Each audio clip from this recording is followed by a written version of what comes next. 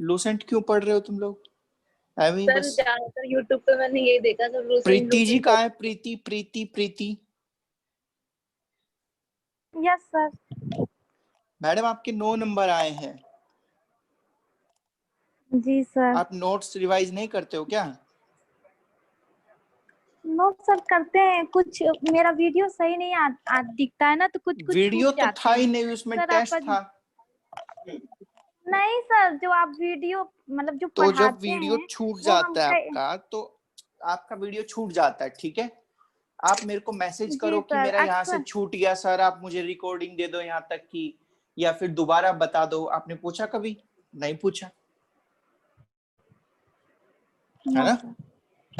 तो आप एफर्ट करोगे तभी तो हम ना एफर्ट करेंगे। सही? प्रदीप बेटा तुम्हारे भी 13 नंबर है। 28 में से 13, तुम तो 50 भी नहीं पार कर रहे, 50% भी। क्यों ऐसा? क्यों नोट्स नहीं रिवाइज कर रहे? सर वो ड्यूटी के चक्कर में हो गया था, आधे नोट्स वहीं रह गए थे ऑफिस में, आधे यहाँ रह। बस तुम्हारे एक्सक्यूज ही नहीं खत्म हो रहे सभी के। कोई कह रहा है आवाज भाग जा रही है, कोई कह रहा है वीडियो चली जा रही है, कोई कह रहा है मैं लूसेंट पढ़ रही हूँ, तो सब गोचमोच हो गया। कोई कह रहा है ड्यूटी पे नोट्स चले गए हैं। बहुत बढ़िया, सैनिटाइज हो रखा है पूरा, मेरे फोन में तो दिखता ही नहीं सर। बहुत सुंदर, तुम अलग ही राग अलाप रहे हो। बहुत बढ़िया, सब अलग अलग रियलिटी है सर। मैंने सर अनुराग सर को ही बताया, फिर मैंने दूसरे फोन में बच्चों रियलिटी यही है कि आपका सिलेक्शन नहीं होगा ऐसे। समझ में आ रहा है कि नहीं? सर उस टाइम में घर रियलिटी को छोड़ दो सब कुछ।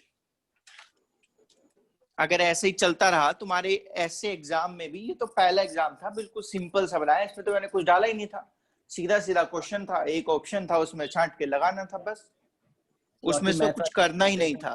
पूरा किया मैंने सर। बहुत बढ़िया। चलो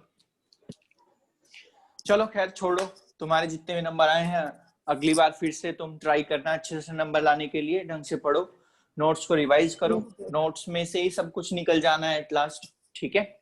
तो नोट्स को जितना ज्यादा रिवाइज करोगे उतना ही ज्यादा बेटर रहेगा आप लोगों के लिए। सुनो, मैं पिछली बार आप लोगों को पढ़ा के आया था कि किस प्रकार से पोर्तुगीज यहाँ पर आए, और पोर्तुगीज के पास बाद किस प्रकार से डच आए, एंड फिर उसके बाद ब्रिटिश आए, ठीक है?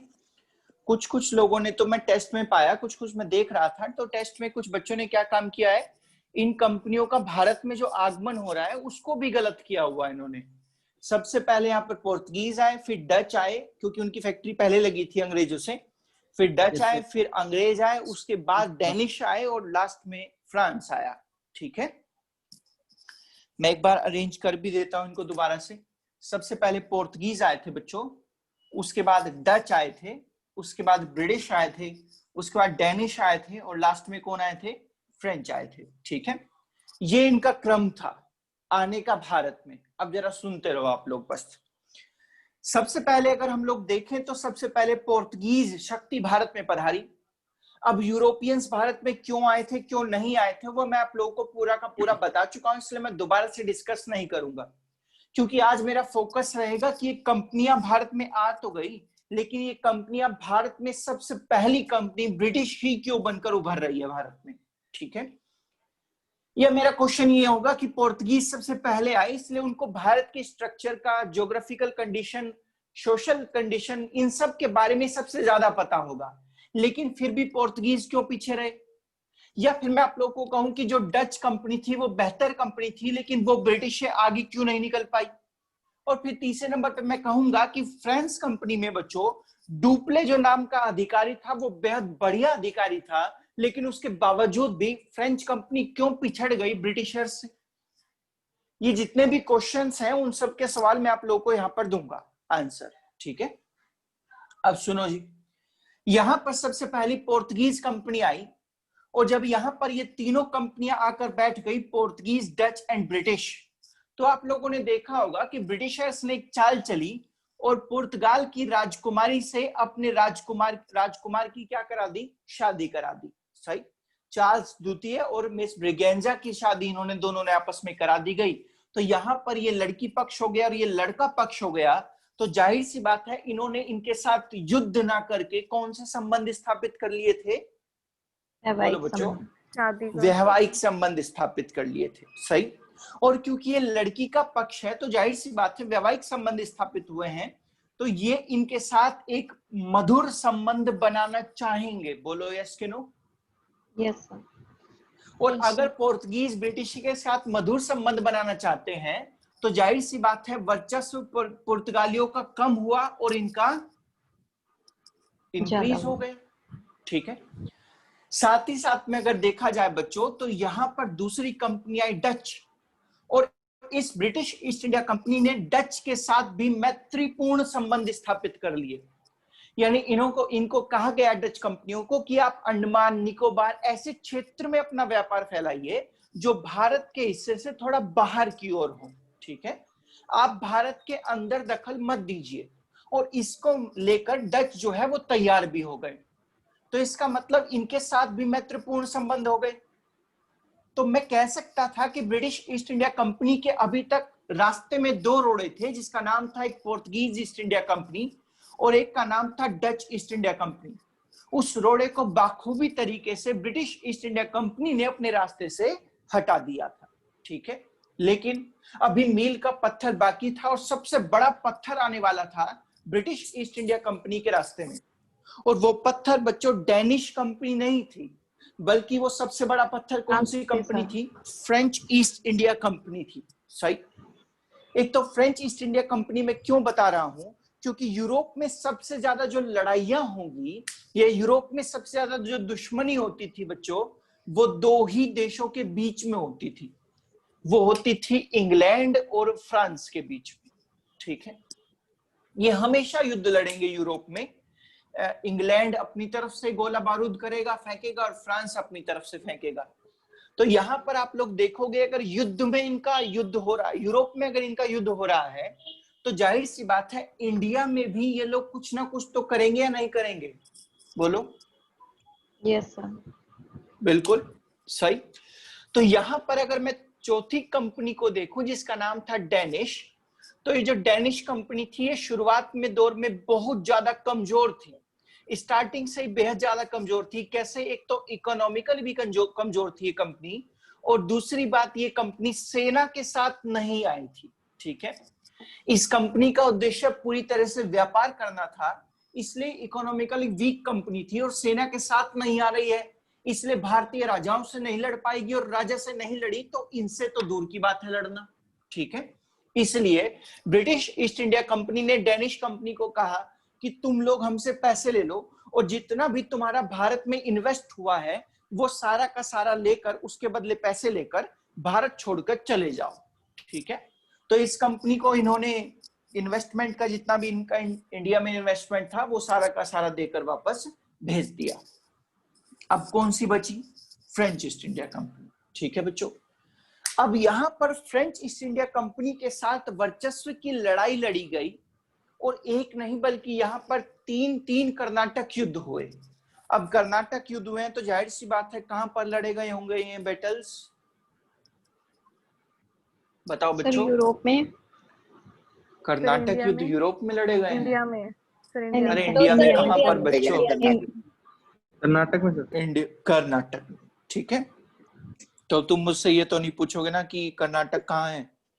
No sir. No sir. बहुत से बच्चों। और ये यूरोप वाला कौन था कि ये युद्ध यूरोप में लड़े गए थे? सर मैं थी। मैं कौन? ओहो, मैं बोनविटा नहीं पी रहे हो क्या आजकल? बादाम खाया करो, बोनविटा पिया करो। विराट कोहली की एनर्जी का सिगरेट है वो, आपका भी शायद कुछ हो जाए, है ना? सर उसके लिए तो जरूरी होता है, वो मैं नहीं पीती। बहुत सुंदर, पिया करो। सर कौन से क्वेश्चन गलत थे? अब ये नहीं बता सकता मैं कौन से क्वेश्चन गलत थे। हाँ जी, तो अब आगे देखते हैं हम लोग। यहाँ पर मैं हेडिंग बना रहा हूँ। सबसे पहले आप लोग हेडिंग देखिए, यहाँ तक का दिखाई दे रहा है ना बच्चों आप लोग को स्क्रीन पर अपनी? यहाँ तक का। हाँ जी, देखो सुनो, तो मैं हेडिंग बना रहा हूँ, आप लोग हेडिंग पे जरा ध्यान देना।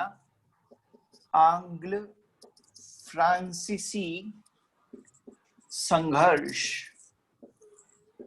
आंग्ल मतलब ब्रिटिश, फ्रांसीसी तो आपको पता होगा, फ्रेंच, एंड संघर्ष मतलब बैटल्स, ठीक है। तो मैं यहाँ पर बच्चों ब्रिटिश एंड फ्रांस के बीच में जो बैटल हो रहे हैं उनके बारे में आप लोगों को बताऊंगा, ठीक है। जो आंग्लो फ्रांसीसी संघर्ष चल रहे हैं उनके बारे में हम लोग डिस्कस करेंगे इसमें। समझ में आया आप लोगों को? अरे बोलो। चलो बहुत सही बच्चों। चलो अब आओ, अब हम देखते हैं प्रथम कर्नाटक युद्ध।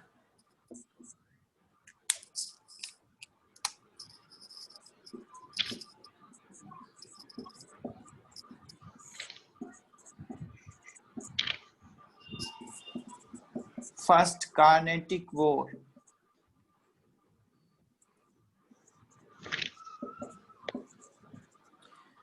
कर्नाटक की स्पेलिंग यहाँ पर कार्नेटिक लिखी जाती है बच्चों, कोई ये मत समझना कि स्पेलिंग मैंने मिस्टेक कर दी, वो स्पेलिंग ठीक है, ठीक है। ये फर्स्ट वॉर लड़ा गया 1740 से 1748 के बीच में, ठीक है। अब मैं फर्स्ट जो मैं बात करूंगा वो प्रथम कर्नाटक युद्ध के बारे में बात करूंगा। बेसिकली जब हम युद्ध पढ़ते हैं तो सबसे पहले उसकी भूमिका जाननी जरूरी होती है, क्योंकि हर एक युद्ध के पीछे उसका कोई ना कोई रीजन छिपा रहता है कि वो वॉर हो क्यों रहा था। तो अगर आप उस वॉर को समझ लोगे तो आप लोग ध्यान से समझ पाओगे कि ये युद्ध क्यों लड़ा जा रहा है, और आखिर में जब ये युद्ध होकर खत्म हो गया तो इससे क्या मिला इन लोगों को, ठीक है। हम लोग इस चीज को समझने की कोशिश करेंगे। क्या स्क्रीन कट रही है सर? 1740 के बाद 174 दिखना बस। 1748 इधर से स्क्रीन कट रही है आप लोगों की? ओके कोई नहीं। 1740 से 1748, अब ठीक है? हाँ जी सर। देखो बच्चों सुनो, अब आप लोग कुछ भी नहीं लिखेंगे, बाद में लिखेंगे हम जो भी कुछ लिखना होगा हम लोग को, पहले हम लोग सुनेंगे सिर्फ, ठीक है। अब सुन, मैंने आपको कहा कि भारत में 5 कंपनी आई और वे पांचों की पांचों कहां से आ रही थी बच्चों? यूरोप से। यूरोप से आ रही थी। और उसमें मैंने आप लोगों को बताया कि जो ब्रिटिश ईस्ट इंडिया कंपनी थी वो British east India company Portuguese को भी साइड कर चुकी है, डच को भी साइड कर चुकी है, डेनिश को भी साइड कर चुकी है, और अभी साइड नहीं हुए हैं तो वो कौन सी कंपनी है? French East India company. सही। ये सब की सब कंपनियां यूरोप में स्थित हैं। सही। और मैंने आप लोगों को बताया कि यूरोप में 2 देश ध्रुव पर खड़े हुए थे, पोल पर खड़े हुए थे। पोल इन द सेंस जिनकी विचारधाराएं कभी एक दूसरे से मैच नहीं खाती थी, और वे यूरोप के 2 देश थे जिनमें से एक का नाम था बच्चों इंग्लैंड और दूसरे का नाम था बच्चों फ्रांस। सही। अब यहां पर अगर आप देखोगे तो ये कर्नाटिक वॉर जो है वो भारत की कंडीशन में नहीं लड़े जा रहे हैं, या उनका जो आधार है मैं भारत से नहीं बनाऊंगा, इनका आधार कहां से बनेगा? तो यूरोप से बनेगा, क्योंकि ये कंपनियां यूरोप की हैं। इसलिए यहां पर जितने भी युद्ध लड़ेंगे शुरुआती दौर में उन सब का आधार कहां पर होगा? तो यूरोप में होगा, ठीक है। और पहला युद्ध के बारे में अगर मैं बात करूं तो यहां पर यूरोप में एक युद्ध हो रहा था जिसका नाम था ऑस्ट्रिया के उत्तराधिकारी का युद्ध।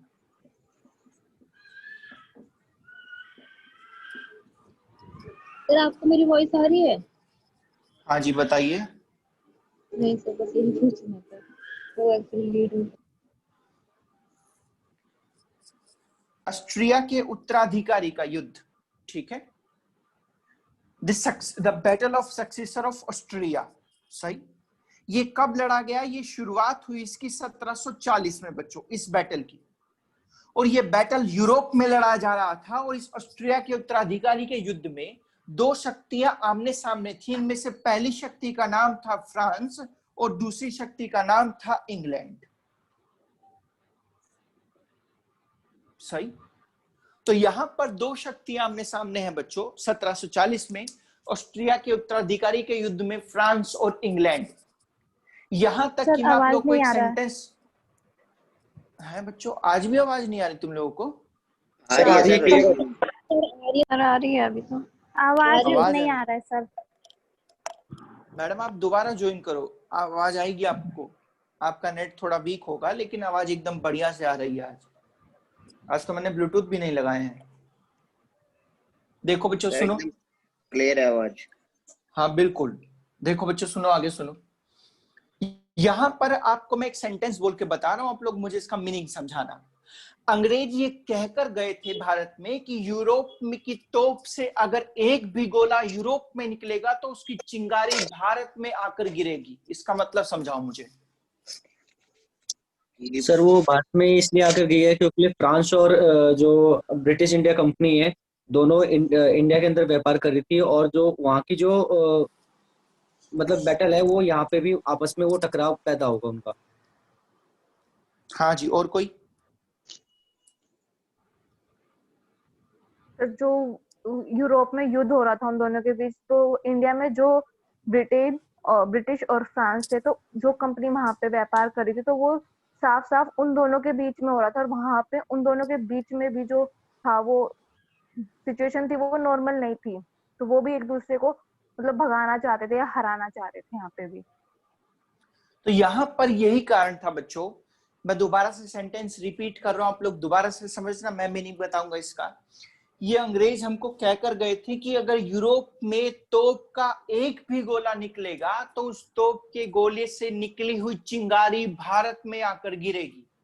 अर्थात ये कहना चाहते थे हमको कि यूरोप में जब भी हमारे साथ किसी और देश का संघर्ष बढ़ेगा और अगर उन दोनों देशों की जो आपस में लड़ रहे हैं उनकी फैक्ट्रियां भारत में होंगी तो वे फैक्ट्रियां भी आपस में लड़ेंगी। बोलो, इतना समझ में आया? जी सर। यस। तो इसका मतलब 1740 में ऑस्ट्रिया के उत्तराधिकारी का युद्ध शुरू हुआ। तो इसका मतलब सीधा सीधा सा ये निकल कर आया कि फ्रांस और इंग्लैंड वहां पर लड़ रहे थे, लेकिन भारत में कौन लड़ेगा इसकी जगह पर? फ्रेंच ईस्ट इंडिया कंपनी और साथ में ब्रिटिश ईस्ट इंडिया कंपनी। बोलो यस कि नो? जी सर। सही, इतना उतारो फिर हम आगे चलता हूं बच्चों।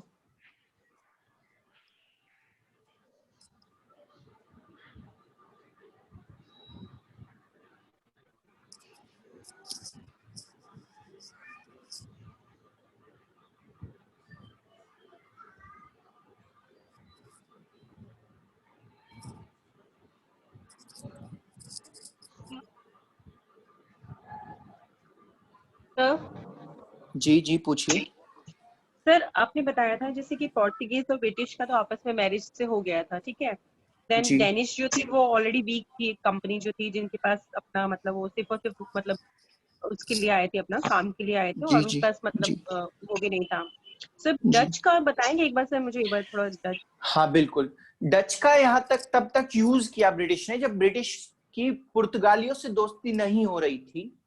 उससे पहले ब्रिटिश ने भारत में सबसे पहले आकर डचों से दोस्ती की थी, ठीक है। अब डचों से वे दोस्ती कर रहे हैं, फ्रेंडशिप रिलेशन बना रहे हैं। तो डच जो है और ब्रिटिश जो है दोनों सेम व्यापार करने लगे। अब जब सेम व्यापार करने लगे तो जाहिर सी बात है हिस्से बटेंगे। तो अंग्रेजों ने बड़े चालाकी से डचों को भारत से बाहर का रास्ता दिखाया और अपने पास बिजनेस कहाँ का रखा, तो ज्यादातर अपने पास बिजनेस रखा भारत का, ठीक है। तो ऑलरेडी उनको डचों को भारत से बाहर का हिस्सा मिला था। और दूसरा, जब ये पोर्तुगीज के साथ मिल गए तब अंग्रेजों ने क्या काम किया, डचों पर अटैक किए और अटैक करने के बाद उनको केवल और केवल व्यापार तक सिमट कर रख दिया। उनको ज्यादातर हमारी पॉलिटिक्स में हिस्सेदारी करने का मौका नहीं मिला, ठीक है। सर आपकी वीडियो शो नहीं कर रही। सर ये बेदरा के युद्ध में हराया था ना इनको डचों को, फिर उसके बाद तो डच चले ही गए। नहीं बच्चे, चला कोई भी नहीं गया है यहाँ से, ठीक है। सिर्फ डेनिश छोड़कर गए थे सर भारत को आवाज नहीं आ पूरी रही तरह है। से। सर वॉल्यूम ब्रेक हो रही है भाई आपकी। मैडम वॉल्यूम तो ब्रेक नहीं होनी चाहिए क्योंकि नहीं हो रही सर, ओके है। आज मैंने अपने ईयरफोन से कनेक्ट किया था ना इसको।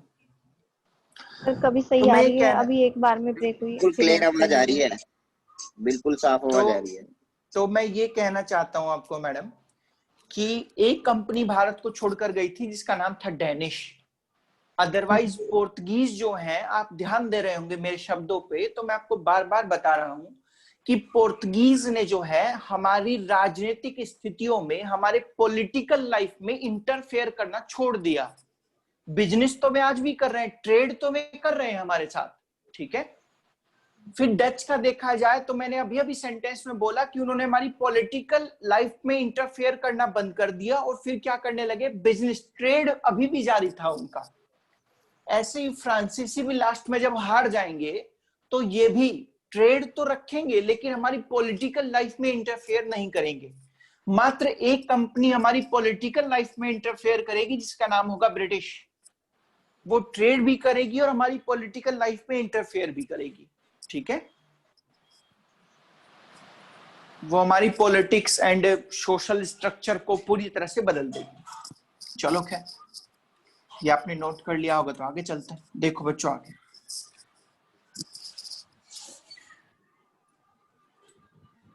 अब आगे सुनो भैया। क्योंकि ये युद्ध लड़े जा रहे हैं कर्नाटक में, ठीक है, तो यहां पर इनका नाम पड़ा था कर्नाटक के युद्ध। इस समय मैंने आप लोगों को बताया कि कर्नाटक के युद्ध, प्रथम कर्नाटक का जो युद्ध हो रहा था, फर्स्ट कार्नेटिक वॉर, इसका इनडायरेक्ट कारण मुझे मिलता है, अप्रत्यक्ष कारण मुझे मिलता है कि ऑस्ट्रिया के उत्तराधिकारी का युद्ध हो रहा था यूरोप में, ठीक है। लेकिन मैं इंडिया की अगर परिस्थितियों के अनुसार देखूं तो फर्स्ट कर्नाटक वॉर इसलिए हो रहा था क्योंकि कर्नाटक में बच्चों उत्तराधिकारी का संघर्ष चल रहा था।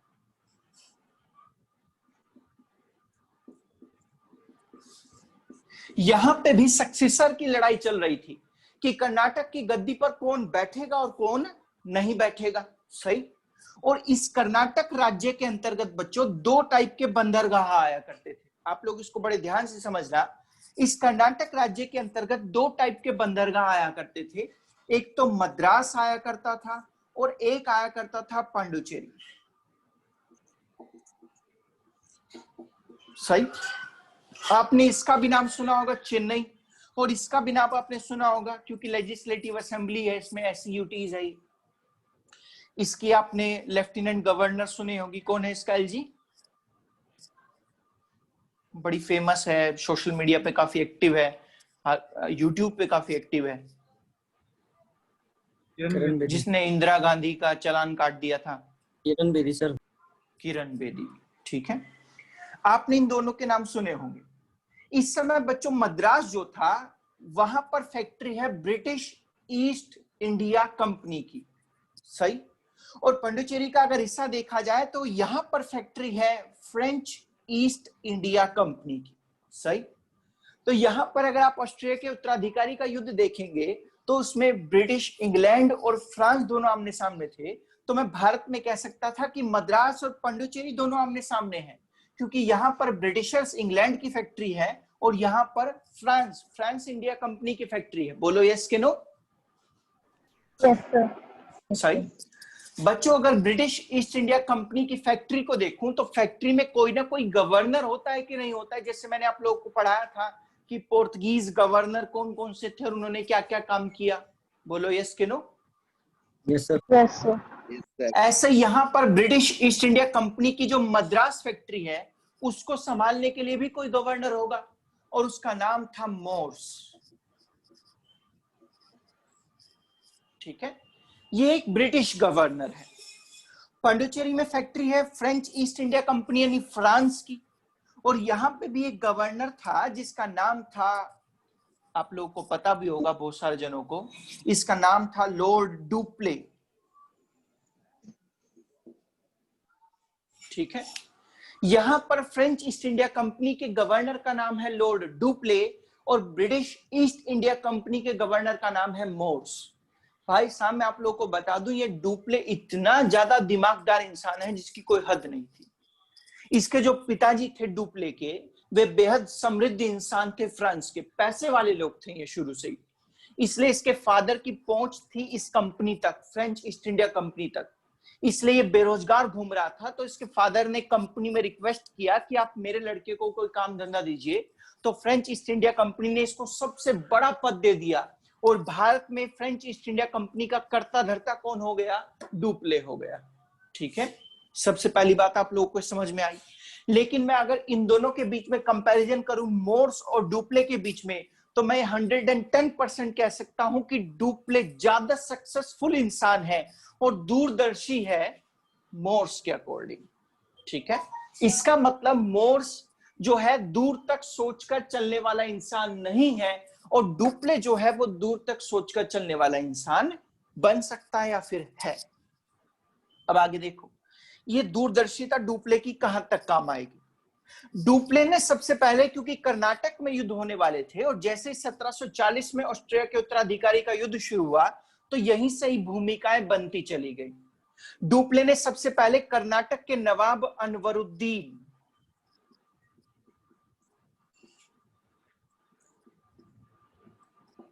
ये कर्नाटक के नवाब का नाम था अनवरुद्दीन, सबसे पहले इसको चिट्ठी लिखी और चिट्ठी में कहा कि अनवरुद्दीन, आप कर्नाटक के राजा हो, इसलिए आपकी जिम्मेवारी बनती है कि पांडुचेरी और मद्रास में कोई भी अशांति वाली स्थिति ना बने।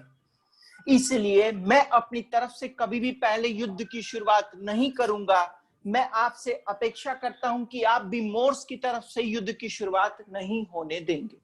सही, इसका मतलब इसने राजा को खुद लिखकर कहा कि भैया मैं युद्ध वुद्ध नहीं चाहता, मैं केवल और केवल क्या करना चाहता हूं, मैं केवल ट्रेड करना चाहता हूं कर्नाटक में। ठीक है, अब बताओ अनवरुद्दीन की नजरों में बढ़िया कौन बन गया? बोलो बच्चों। डुप्ले बन गया। सही, क्योंकि डुप्ले शांति का प्रस्ताव रख रहा है, पीस का टेक्सचर रख रहा है। अब इसके बाद क्या हुआ कि डुप्ले ने मोर्स को भी एक चिट्ठी लिखी और कहा कि यूरोप में भले कुछ भी होता रहे, लेकिन हम दोनों यहाँ पर ट्रेड करने आए हैं और ट्रेड तभी सक्सेसफुल हो सकता है जब शांति होगी, इसलिए हम लोग कोई भी युद्ध नहीं लड़ेंगे। सही, इसका मतलब इसने फिर से पीस पॉइंट ऑफ व्यू रख दिया अपना। इसने अनवरुद्दीन से भी कहा कि मैं युद्ध नहीं लड़ूंगा और इसने मोर्स से भी कहा कि मैं युद्ध नहीं लड़ूंगा। सही, तो बच्चों तुम लोग को लगता है कि डुप्ले युद्ध लड़ने वाला होगा? बोलो वो यस युद्ध नो। लड़ेगा लेकिन इनडायरेक्टली। अच्छा, वो युद्ध लड़ेगा लेकिन इनडायरेक्टली। अब सुनो, यहां पर डुप्ले इतना चालू इंसान था, इस अनवरुद्दीन और मोर्स को शुरुआती दौर में ये कहकर कि मैं युद्ध नहीं लड़ना चाहता, इसने अपनी तैयारियां पूरी कर ली। मोर्स को ये लगने लगा, क्योंकि दूरदर्शी तो है नहीं मोर्स, तो मोर्स को ये लगने लगा कि जब डुप्ले ने मुझे कहा ही है खुद चिट्ठी लिखकर कि मैं युद्ध नहीं लड़ूंगा, इसका मतलब बढ़िया इंसान है, पीस को मानता है, पीस को चाहता है, इसलिए शायद युद्ध ना लड़े। लेकिन क्या कभी ऐसा हो सकता है? अगर भारत और पाकिस्तान का आपस में युद्ध हो जाएगा बच्चों, तो आपको क्या लगता है कि अमेरिका में भारत और पाकिस्तानी एक साथ एक आमने सामने चेयर पर बैठकर काम कर सकते हैं? बोलो यस कि no. No sir. No sir. No sir. नहीं, इसका मतलब वहां भी लड़ाई छिड़ेगी। तो ये मोर्स समझ नहीं पाया और डुप्ले ने क्या काम किया, मॉरिशस का एक गवर्नर था, ऊपर का दिखाई दे रहा है तुम लोगों को? बोलो बच्चों। Yes sir. ऊपर का दिखाई दे रहा है, मॉरिशस का गवर्नर, यस सर। जिसका नाम था लाब्रोदेन। ये एक मॉरिशस का गवर्नर था लाब्रोदेन। इस डुप्ले ने क्या काम किया, इस मॉरिशस के गवर्नर लाब्रोदेन को अपनी साइड कर लिया और इन दोनों ने, डुप्ले ने और लाब्रोदेन ने, दोनों ने मिलकर किसके ऊपर अटैक कर दिया? मद्रास के ऊपर अटैक कर दिया। सही, मद्रास के ऊपर। मद्रास में क्योंकि फैक्ट्री है ब्रिटिश ईस्ट इंडिया कंपनी की और वो उसका गवर्नर है। अब जैसे इन दोनों ने मिलकर मद्रास के ऊपर अटैक किया तो जाहिर सी बात है ये डबल पावर है और ये मोर्स अकेला है और साथ ही साथ में अदूरदर्शी है। तो इसमें कौन हार गया बच्चों? मोर्स हार गया। और कौन जीत गया? डुप्ले जीत गया। सही, तो अब डुप्ले लाब्रोदेन की सहायता से मद्रास पर अटैक कर रहा था, तो इसका मतलब तो ये निकला कि मद्रास में जितना भी प्रॉफिट हुआ वो 50-50 बटेगा कि नहीं बटेगा? बोलो यस कि नो। Yes sir. लेकिन बच्चों डुप्ले जैसे ही मद्रास को जीता तो अपने वाक्य से बदल गया। इसने कहा भाई लाब्रोदेन ऐसा है, तुम लोग मॉरिशस के हो तो वहीं जाओ, ठीक है, इंडिया में ज्यादा इंटरफेयर करने की नीड नहीं है। अब बताओ लाब्रोदेन के साथ धोखा हुआ कि नहीं हुआ? जी sir. Yes sir. Yes sir. सही, लेकिन भाई साहब लाब्रोदेन भी बड़ा चालू इंसान था, इतनी जल्दी मानने वाला नहीं था। लाब्रोदेन ने क्या काम किया? मोर्स से रिश्वत खाई। अब तुम लोग क्या सोचते हो, बस तुम ही लोग भ्रष्टाचारी हो और कोई नहीं है क्या? पूरी दुनिया भ्रष्टाचारी है, समझ रहे हो कि नहीं? इसने बच्चों मोर्स से 4 लाख पाउंड मांगे, मोर्स ने इसको दिए, और लाब्रोदेन ने पूरा का पूरा मद्रास वापस किसको कर दिया? मोर्स को। अरे आंसर दो। मोर्स को कर मोर्स दिया, को। ठीक है। मोर्स को यानी सर। कि मद्रास पहले मोर्स के हाथों से छीना था और वापस किसके हाथों में चला गया? मोर्स के हाथों में चला गया, ठीक है। अब आगे की कहानी सुनो। ये तो एक हिस्सा था इस कहानी का। अब दूसरे हिस्से में आ जाओ। अब डुप्ले मद्रास को जीतना चाहता था, भले ही वो जीत भी गया था सिंगल टाइम, लेकिन क्या एट लास्ट डुप्ले को मद्रास मिला? No sir. नहीं मिला। लेकिन इसकी इच्छा है कि वो मद्रास को जीते। अब दूसरा हिस्सा देखो भाई साहब, डुप्ले ये इतना चालू है जिसकी कोई हद नहीं। अब इसने कहा कि मैं लाब्रोदेन का तो इस्तेमाल दोबारा कर नहीं सकता, लेकिन अनवरुद्दीन का इस्तेमाल तो कर सकता हूं ना, क्योंकि अनवरुद्दीन राजा है और राजा के यहाँ पर उसका ही क्षेत्र छीना जा रहा है, उसके क्षेत्र के लिए लड़ा जा रहा है, तो राजा को तकलीफ होगी कि नहीं होगी? बोलो यस कि नो? जी सर। सर भाई साहब, इसी तकलीफ का फायदा कौन उठाएगा? डुप्ले। डुप्ले ने क्या काम किया? अनवरुद्दीन को चिट्ठी लिखी और इस चिट्ठी में कहा कि ऐसा करते हैं अनवरुद्दीन कि हम दोनों आपस में मिल जाते हैं और दोनों के दोनों मिलकर इस मद्रास क्षेत्र को जीत लेंगे। मैं तुमसे वायदा करता हूं कि जैसे ही हम लोग मद्रास को जीतेंगे तो मद्रास पर पूर्ण अधिकार किसका होगा? तुम्हारा होगा, अनवरुद्दीन का। अनवरुद्दीन का होगा। अब बताओ अनवरुद्दीन को इसको एक्सेप्ट करना चाहिए या नहीं करना चाहिए? सर मैं एक्सेप्ट करेगा इसको। मैं पूछ रहा हूं करना चाहिए या नहीं चाहिए? करना चाहिए सर। नहीं करना चाहिए। करना चाहिए। अब बच्चों, अगर मैं तुम लोगों को इतिहास पढ़ा रहा हूं तो मैं आप लोगों को बिल्कुल बताऊंगा कि डुप्ले पहले लाब्रोदेन के साथ भी ऐसी संधि करके आया और उसने उस ट्रीटी को पालन नहीं किया, तोड़ दिया उस ट्रीटी को। सही?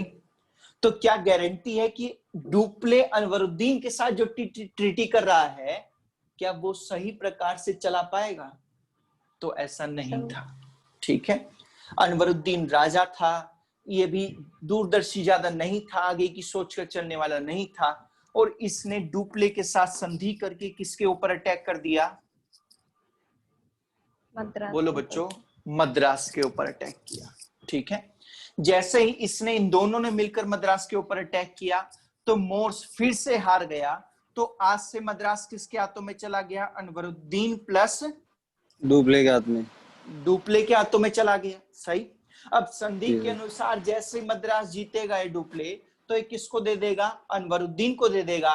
लेकिन डुप्ले ने यहां पर फिर से गद्दारी कर दी और कहने लगा कि अनवरुद्दीन, तुम्हारे पास तो पौंडुचेरी है, पूरा का पूरा कर्नाटक है, इस मद्रास को मैंने जीता है, इसलिए मद्रास आज से मेरे क्षेत्र में रहेगा, ठीक है। तो अनवरुद्दीन को बड़ा गुस्सा आया। इसने कहा भाई ये मेरे साथ, यानी राजा के साथ ऐसा कैसे कर सकता है, क्योंकि राजा तो पूरे कर्नाटक पर अधिकार कर सकता है, इसलिए मैं इसको सबक सिखाऊंगा। तो अनवरुद्दीन ने क्या काम किया? अपने लड़के को युद्ध लड़ने के लिए भेज दिया, जिसका नाम था महफूज खां। महफूज का मतलब जानते हो तुम लोग क्या होता है? अरे महफूज का मतलब जानते हो? सुरक्षित, सुरक्षित। सुरक्षित, है ना? सुरक्षित। उर्दू का एक शब्द है महफूज, सेफ रहना। तो इसको तुम लोग याद कर सकते हो। महफूज खां को भेजा गया, लेकिन खुद ये महफूज नहीं रह पाया बेचारा, खुद ही सुरक्षित नहीं रह पाया। अब यहाँ पर अनवरुद्दीन तो इस युद्ध में आया नहीं। आया कौन है? इसका लड़का महफूज खां। और वर्सेस कौन है? डुप्ले। यानी कि यहाँ पर ये डुप्ले के साथ युद्ध लड़ेगा महफूज खां। और बच्चों, ये युद्ध भारतीय इतिहास को पूरी तरह बदल कर रख देगा। क्यों? मैं आप लोगों को बताऊं। महफूज खां की सेना में 50,000 सैनिक थे और डुप्ले के पास मात्र 8,000 सैनिक थे। एक तरफ 50,000 सैनिक और एक तरफ 8,000 सैनिक। तो बताओ कौन जीतेगा इस युद्ध को? क्या डुप्ले जीतेगा कि महफूज खां जीतेगा? डुप्ले। डुप्ले जीतेगा, क्योंकि वो बहुत तेज है।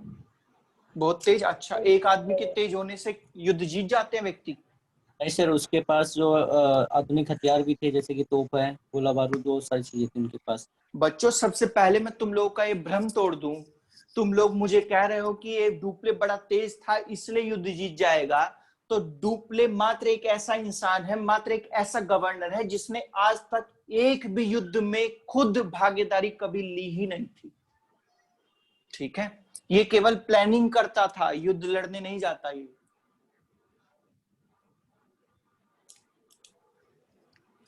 हाँ बच्चों बताओ। महफूज खान जीतेगा सर।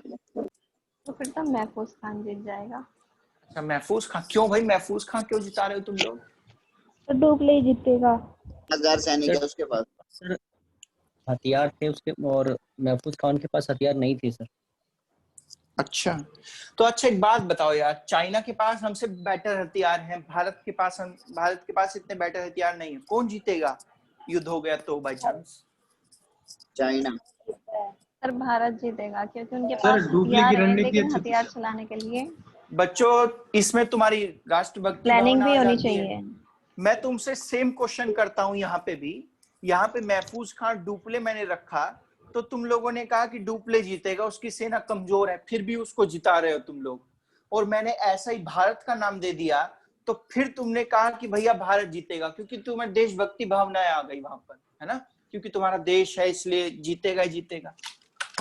जिसने ये चाइना कहा था चाइना जीतेगा, वो गद्दार है। रणनीति का भी तो फर्क पड़ता है ना सर।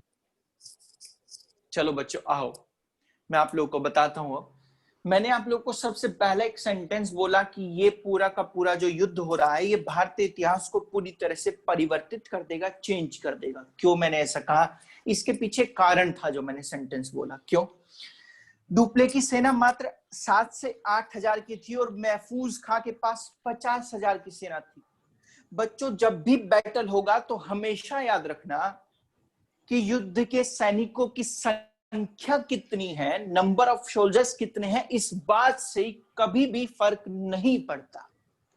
ठीक है, फर्क किससे पड़ता है? तो सबसे पहले स्ट्रेटेजी से फर्क पड़ता है, सही। लेकिन आपसे मैं पूछूंगा कि स्ट्रेटेजी भी कौन अपनाएगा? तो सैनिक अपनाएगा ना। बोलो यस कि नो? जी सर। आखिरकार आप इंप्लीमेंटेशन किसके ऊपर करोगे स्ट्रेटेजी का? तो एक सैनिक के ऊपर करोगे। तो बच्चों याद रखना, इतिहास में युद्ध वो जीतेगा हमेशा जिसके सैनिक ऑर्गेनाइज्ड होंगे, संगठित होंगे, अर्थात उनकी ड्रेस बढ़िया प्रॉपर तरीके से वे पहनते होंगे, उनकी ट्रेनिंग बहुत बढ़िया तरीके से होती होगी, उनके जो हथियार हैं एकदम बढ़िया तरीके से रखने की जगह उसको होगी, और साथ ही साथ में सफाई अगर उनकी होती होगी ढंग से, और सबसे महत्वपूर्ण बात, उनको सैलरी ठीक टाइम पे दी जाती होगी। सही। तुम लोग को पता है कंपनी में जो मल्टीनेशनल कंपनियां हैं उनमें सैलरी का डे फिक्स होता है कि आपको 1 तारीख को सैलरी इन हैंड आपके आ ही जाएगी। पता है कि नहीं तुम लोगों को? अरे बोलो यस कि नो? और भारत सरकार या कोई भी सरकार दुनिया की ले लो, तो ज्यादातर जो है अपने एम्प्लॉइज को डेट फिक्स नहीं करती, वो आगे बढ़ाती रहती है, कहती रहती है अरे दे देंगे दे देंगे दे देंगे, है कि नहीं? आप किसी 2 कंपनियों में कंपैरिजन करना, उनके बीच में जो आपस में जो कलीग्स होंगे बातचीत करते होंगे, एक ऐसी कंपनी जहां पर सैलरी टाइम से नहीं मिलती होगी और एक ऐसी कंपनी जहां पर सैलरी टाइम से मिल जाती होगी। आप मुझे खुद ही कंपैरिजन करके बताना कि किस कंपनी के एम्प्लॉइज ज्यादा बढ़िया से काम करते होंगे। मैं 100% कह सकता हूं कि वहां के एम्प्लॉय ज्यादा बढ़िया से काम करेंगे जिसकी सैलरी टाइम से मिलती होगी। बोलो यस के नो? जी सर।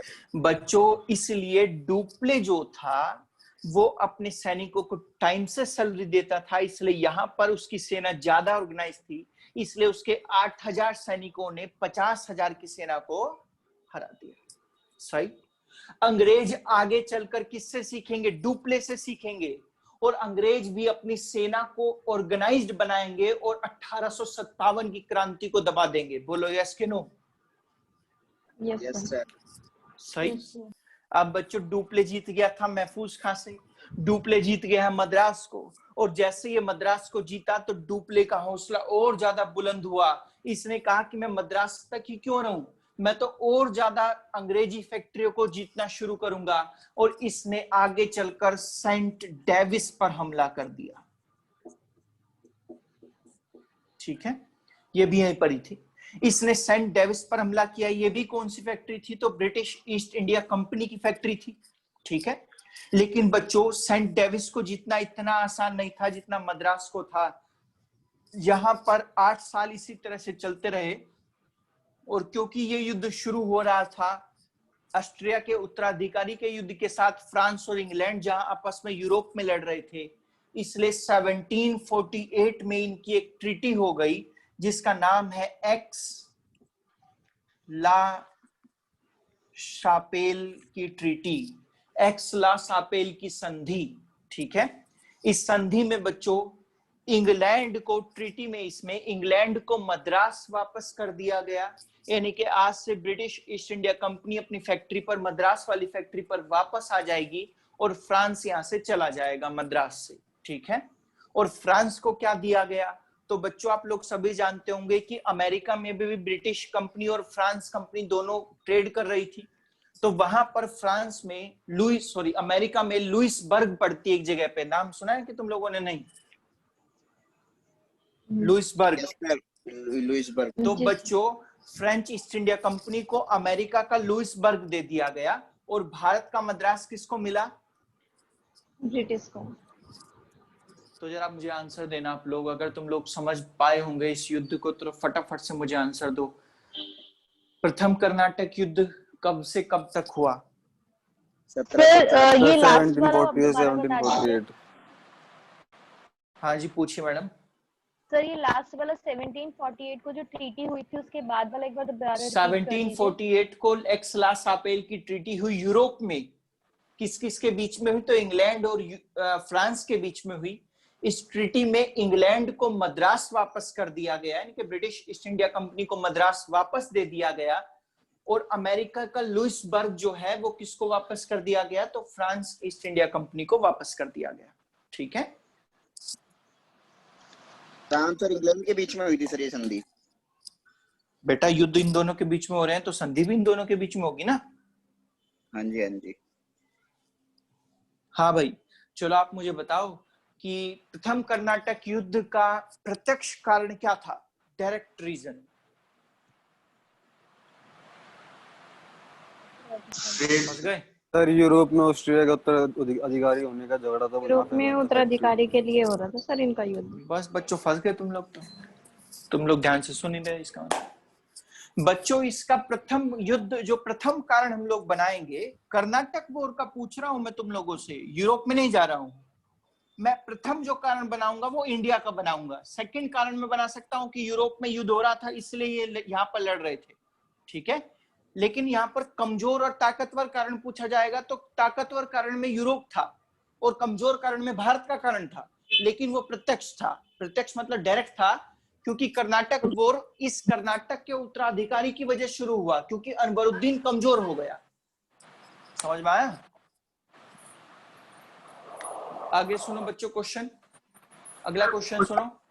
पांडुचेरी का गवर्नर कौन था उस समय पर? डुप्ले। ठीक है, इस युद्ध की शुरुआत, ध्यान से सुनो क्वेश्चन, फर्स्ट कर्नाटक वॉर की शुरुआत जो हुई थी वो ऑस्ट्रिया के उत्तराधिकारी के युद्ध से शुरू हुई थी, परंतु 1748 में इसका समापन कौन सी संधि के साथ हुआ? बताओ। एक्स-ला-शापेल। ठीक है, और एक्स-ला-शापेल संधि में क्या हुआ था मैंने तुम लोगों को बता ही दिया था। लिखो इसको फटाफट से। चलो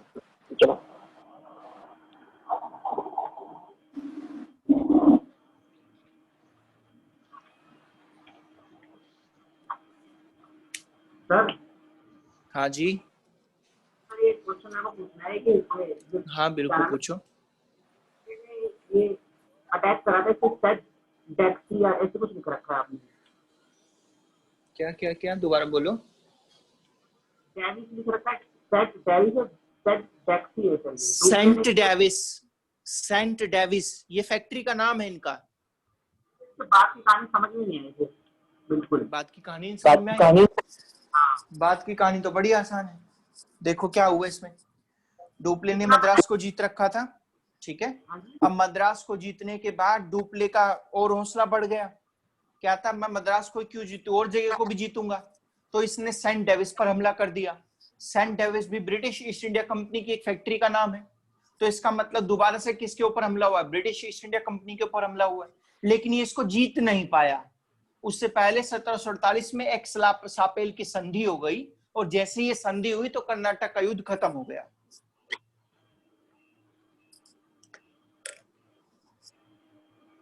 सर सेंट डेविस का जो गवर्नर था वो कौन था?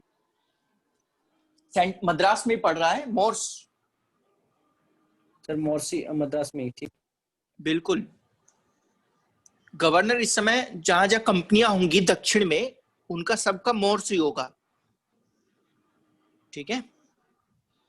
Okay sir. सेंट डेविस की बात आपने, दोबारा बोलिए मैडम, आपकी आवाज कट रही है। सेंट डेविस के बाद मैंने क्या लिखा है, सेंट डेविस के बाद तो 1748 में एक्स-ला-सापेल हुआ बस।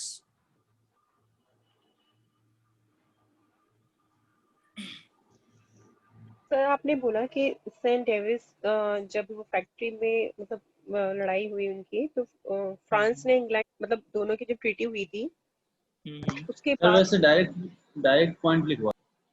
रुको रुको, पहले सवाल पूछने दो फिर बताता हूँ आपको। हाँ जी, पूछो पूछो। तो सर इसमें थोड़ा कंफ्यूजन हो रहा है मुझे थोड़ा सा, ये जो आपने लास्ट वाला जो सेंट डेविस के बाद थोड़ा बताया आपने सर, जैसे कि डुप्ले ने मद्रास, अभी तक संधि नहीं हुई है, ठीक है, अभी तक ट्रीटी हुई नहीं है। इसे मद्रास मिल गया डुप्ले को, यहां तक समझ में आया ना आपको? यस सर, बिल्कुल। महफूज खान से मुझे हरा दिया, तो वहां तक बिल्कुल समझ आ गया सर।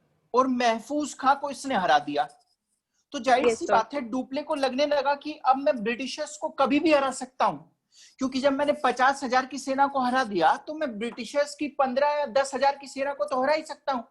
इसलिए उसके हौसले और ज्यादा बुलंद हो गए, वो ओवर कॉन्फिडेंस हो गया अपने आप को लेकर, और उसने कहां पर हमला कर दिया, सेंट डेविस पर हमला कर दिया।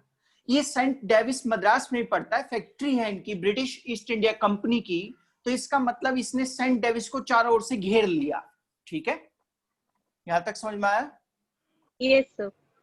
जब ये इस पर घेरा डाल के रखा था तो उस फैक्ट्री के अंदर तो अंग्रेज थे, और फैक्ट्री के बाहर कौन बैठे थे, तो फ्रांसीसी बैठे थे, सैनिक दो हैं जो हैं उनके।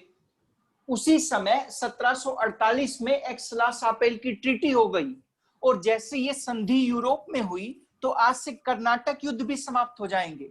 क्योंकि आप देखिए, ये कर्नाटक युद्ध शुरू क्यों हो रहे थे, क्योंकि फ्रांस और इंग्लैंड दोनों यूरोप में लड़ रहे थे, और जब यूरोप में वे आपस में फ्रेंडशिप कर लेंगे, संधि कर लेंगे, तो आपस में ये भी बंद हो जाएंगे कि नहीं हो जाएंगे लड़ना?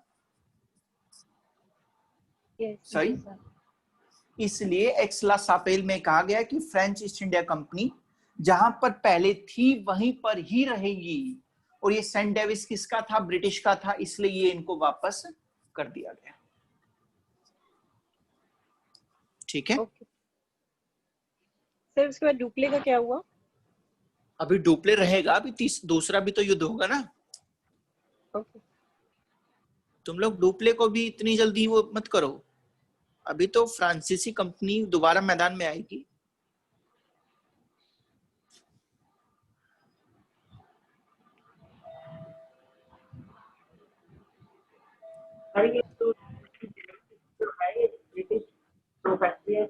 बेटा राम एक बात बताओ मुझे, राम एक बात बताओ, आप ना माइक अपने जो फोन है ना उसमें लीड लगाओ, ईयरफोन लगाओ अपने फोन में, ईयरफोन से ना तुम्हारी आवाज क्लियर सुनाई देगी, आपकी आवाज बहुत कम आती है।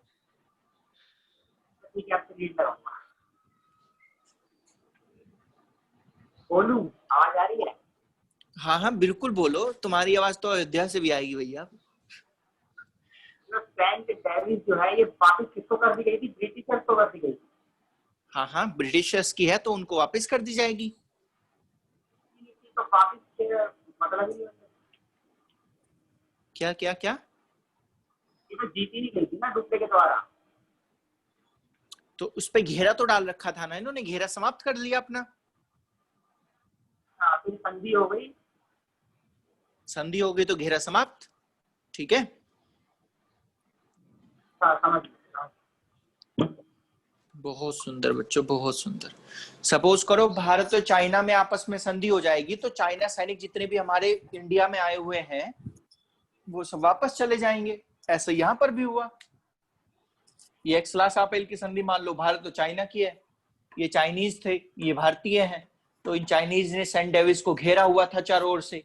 जैसे ही संधि हुई तो ये इनको छोड़कर वापस चले गए, ब्रिटिश वाले मजे में रहने लगे यहाँ पर। सर फर्स्ट उतार लिया बच्चों ये? सर फर्स्ट कर्नाटक युद्ध तो 1746 से 1748 तक हुआ है ना? 1740 40 बुक में गलत है। Okay sir. बुक में मुझे नहीं पता क्या दिया हुआ है, कौन सी बुक में दिया हुआ है, लेकिन 1740 में ऑस्ट्रिया के उत्तराधिकारी का युद्ध शुरू हुआ, वहीं से इसकी भूमिका बननी शुरू हो गई। ठीक है, चलिए बच्चों मैं इरेज कर रहा हूं, अगला युद्ध देखते हैं। इरेज सर मेरी फर्स्ट क्लास है आज। आपकी फर्स्ट क्लास है? क्या नाम है जी बच्चे सर। आपका? सर कुणाल। ओहो अच्छा, आज आप भी आए हो? ओहो जी सर। कोई नहीं, हमने पोर्तुगीज समझाया, थोड़ा सा ब्रिटिश समझाए, आपको सर। थोड़ा बहुत समझ में आ भी रहा होगा, है ना? जी सर, ये आज की क्लास तो पूरी समझ आ गई। हाँ बहुत बढ़िया। नहीं अभी क्लास हुई नहीं है, अभी तो और समझो। जितनी हुई है वहां तक सर। बहुत सुंदर बच्चे, बहुत सुंदर। अगला नेक्स्ट है हमारा सेकंड कर्नाटिक वॉर।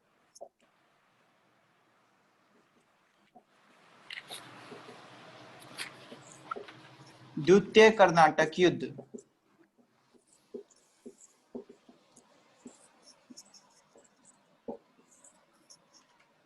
इक्यावन से 55 तक हुआ, 1751 से 1755 तक। ठीक है, देखो बच्चों, द्वितीय कर्नाटक युद्ध की भूमिका को अगर हम समझें तो उसमें कोई बाहरी शक्ति का हाथ नहीं था, उसमें जो है सामान्य इंटरनल अपना पॉलिटिकल लाइफ थोड़ा डिस्टरबेंस हो रहा था, जिसकी वजह से सेकंड कर्नाटिक वॉर हुई। सही। अब मैं आप लोग को दो पक्ष बना के दिखाता हूं, इन दोनों के बीच में आपस में लड़ाई होगी। एक तो था हैदराबाद,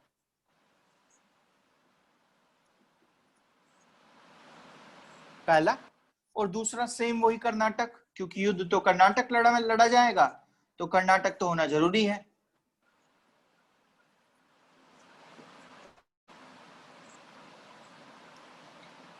सब अपने आप को म्यूट कर लो बच्चों। तो पहला यहाँ पर हैदराबाद था और सेकंड नंबर पर था यहाँ पर कर्नाटक। सही बच्चों, इन दोनों के बीच में ही आपस में युद्ध लड़ा जाएगा। कैसे लड़ा जाएगा, कैसे इसकी भूमिकाएं बननी शुरू हो गई, उसको हम लोग देखते हैं एक बार।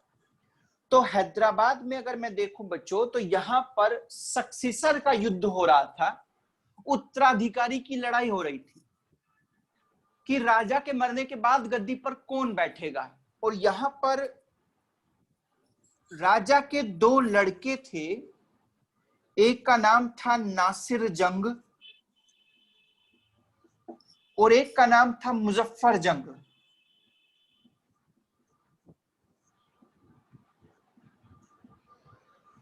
ठीक है, ये दोनों आपस में लड़ रहे थे।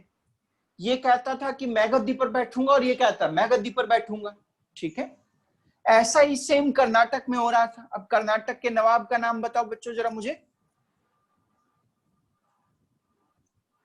अरे कर्नाटक के नवाब का नाम बताओ। महफूज महफूज महफूज अनवरुद्दीन अनवरुद्दीन अनवरुद्दीन अनवरुद्दीन का लड़का था महफूज खान।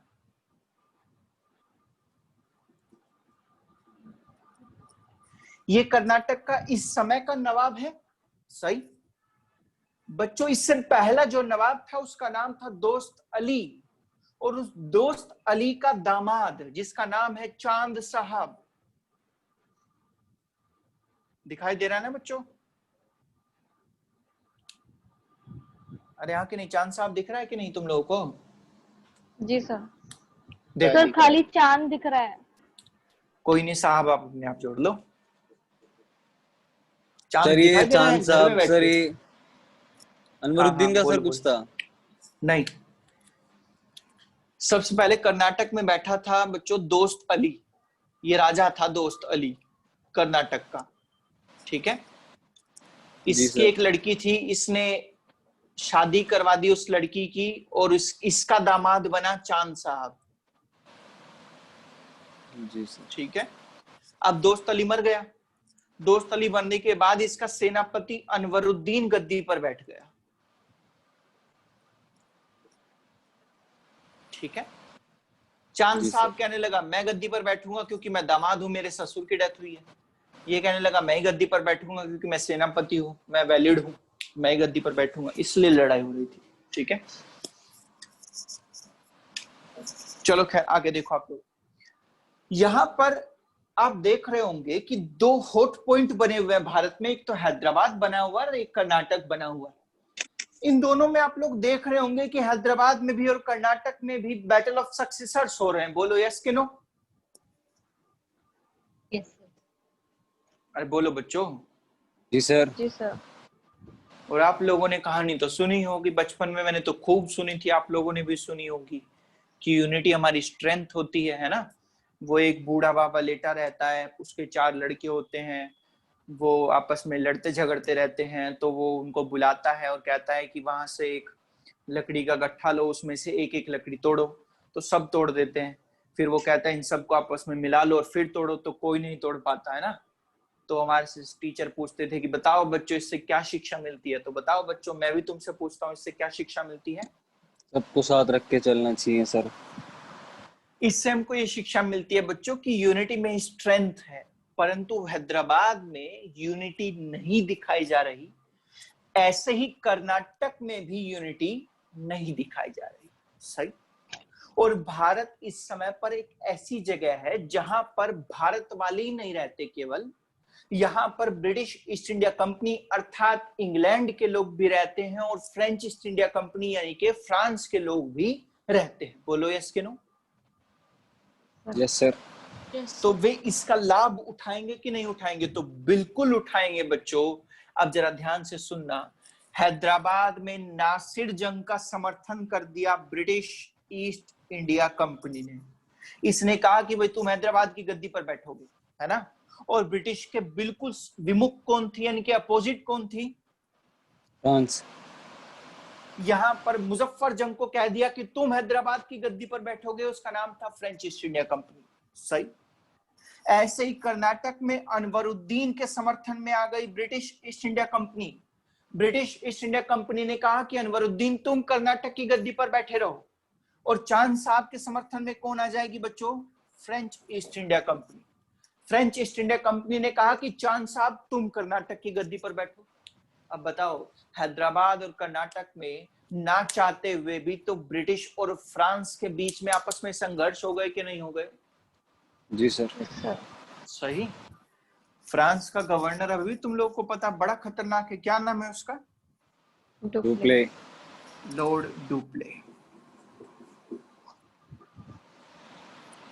सही। और इसका गवर्नर नालायक निकम्मा, मोर्स, सही। पूरी लाइफ में कुछ नहीं करा इसने, मोर्स ने। चलो खैर भाई साहब, यहाँ पर मोर्स तो केवल देखता ही रह गया, इनका समर्थन ही करता रह गया। डुप्ले ने समर्थन किया हैदराबाद में मुजफ्फर जंग का और कर्नाटक में चांद साहब का। इसने कहा कि यूनिटी में ही स्ट्रेंथ है। मुझे लगता है इसने भी बूढ़े बाबा वाली कहानी सुन रखी होगी, है ना। इसने मुजफ्फर जंग और चांद साहब में आपस में ट्रीटी करवा दी, ठीक है। अब मुजफ्फर जंग और चांद साहब में जब आपस में ट्रीटी होगी तो बताओ बच्चों, आंसर देना मुझे। नासिर जंग अकेला और मुजफ्फर जंग और चांद साहब दोनों ज्यादा ताकतवर कौन होगा? सर ये दोनों, मुजफ्फर जंग और ये दोनों। ऐसे ही सेम अनवरुद्दीन के साथ कहानी होगी कि नहीं होगी? जी सर। भाई बोलो यस के नो? जी सर। यस। सही। अब मुजफ्फर जंग और चांद साहब दोनों के आपस में बीच में ट्रीटी हो गई और इन दोनों ने मिलकर सबसे पहले अटैक किसके ऊपर कर दिया? अनवरुद्दीन। और जैसे इसके ऊपर अटैक किया, इसको टपका दिया, सही। अब नासिर जंग और अनवरुद्दीन की जोड़ी में केवल कौन बचा है बच्चों? नासिर जंग। अब बताओ, अनवरुद्दीन की डेथ हो गई तो कर्नाटक की गद्दी खाली हो गई, और जैसे ही कर्नाटक की गद्दी खाली होगी तो गद्दी पर कौन बैठेगा? चांद साहब। अरे बोलो। चांद साहब बैठेगा। चांद साहब बैठेगा। अब मुझे फिर आंसर देना बच्चों। डुप्ले ने अपनी दूरदर्शिता का प्रदर्शन करते हुए ना केवल मद्रास को जीता, पांडुचेरी को जीता, बल्कि आज से कर्नाटक भी उसके होल्ड में होगा। बोलो यस के नो? जी सर होगा। Yes sir. क्यों होगा? क्योंकि चांद साहब कर्नाटक की गद्दी पर तो बैठा है, but by the help of French East India company या by the help of Dupleix. इसलिए चांद साहब डुप्ले को गिफ्ट देगा कि नहीं देगा? जी सर।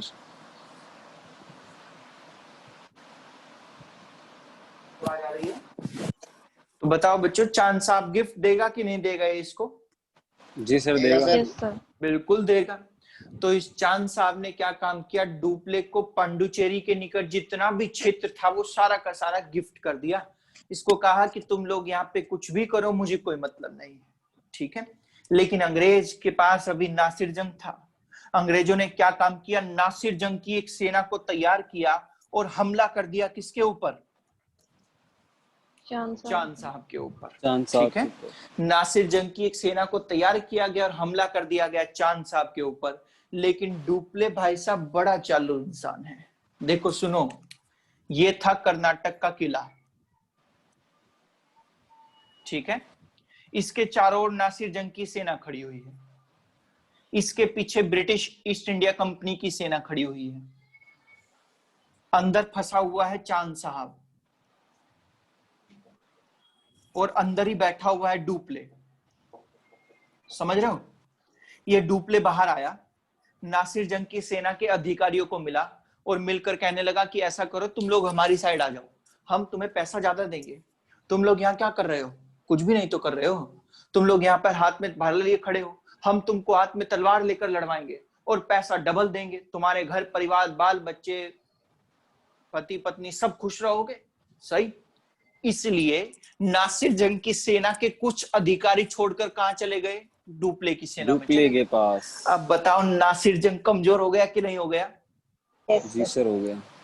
अगले दिन डुप्ले ने कहा कि भाई जाओ अधिकारियों, अपने राजा को मार दो। उन्हीं अधिकारियों ने नासिर जंग को मार दिया। समझ में आया इतनी कहानी? जी सर। जी सर। तुम देख रहे हो डुप्ले कितना दिमाग से चल रहा है। अगर उसके पास कुछ काम नहीं होता तो वो क्या करता है? वो अधिकारियों को भी खरीद रहा है। ठीक है, समझ में आया? जी सर। उसके बाद बच्चों, नासिर जंग जैसे ही खत्म हुआ तो हैदराबाद की गद्दी खाली, और हैदराबाद की गद्दी खाली तो गद्दी पर कौन बैठेगा? मुजफ्फर जंग बैठेगा। बच्चों जैसे ही मुजफ्फर जंग बैठने गया तो इसकी भी हत्या हो गई। ठीक है, और एट लास्ट हैदराबाद में सलावत जंग नाम का व्यक्ति बैठा, ये राजा बना, और इसको राजा बनाने में हेल्प किसने की? डुप्ले ने की। अब जरा सुन लो फिर से एक बात। डुप्ले की दूरदर्शिता का परिणाम या रिजल्ट ये रहा कि डुप्ले को मात्र कर्नाटक ही नहीं मिला, बल्कि उसके साथ क्या मिला? हैदराबाद भी मिला। क्योंकि हैदराबाद में जो राजा या नवाब बना वो भी किसकी सहायता से बना? डुप्ले की सहायता से बना। समझ में आया बच्चों? जी सर। अरे किसी को यहां तक कोई दिक्कत है तो पूछ लो, फिर मैं अगला पोर्शन इसी फाइट में शुरू करता हूँ। नया राजा ये सलावत जंग।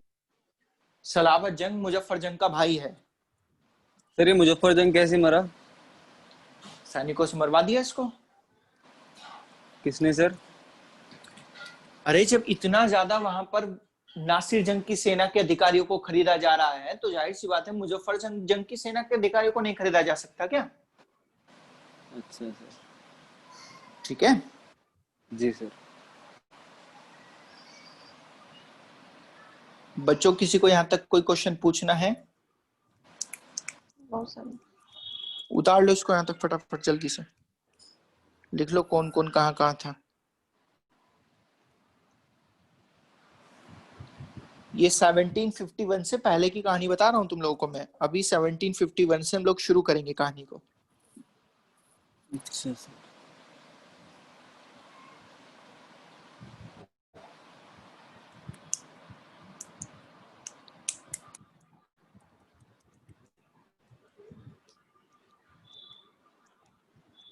ये मुजफ्फर जंग का भाई है सलावत जंग? हाँ जी।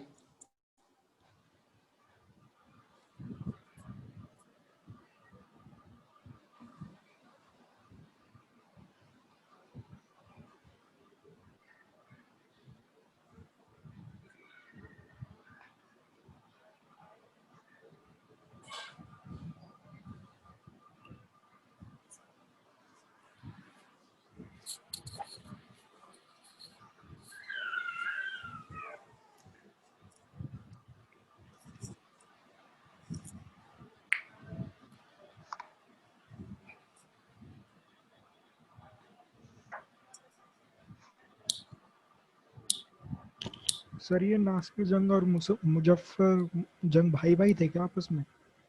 हाँ।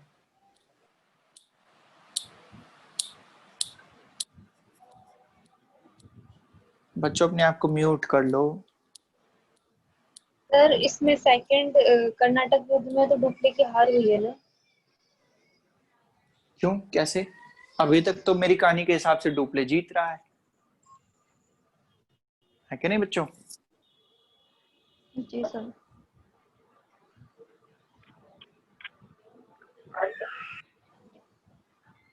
हेलो सर, हाँ जी हाँ, बताइए बताइए।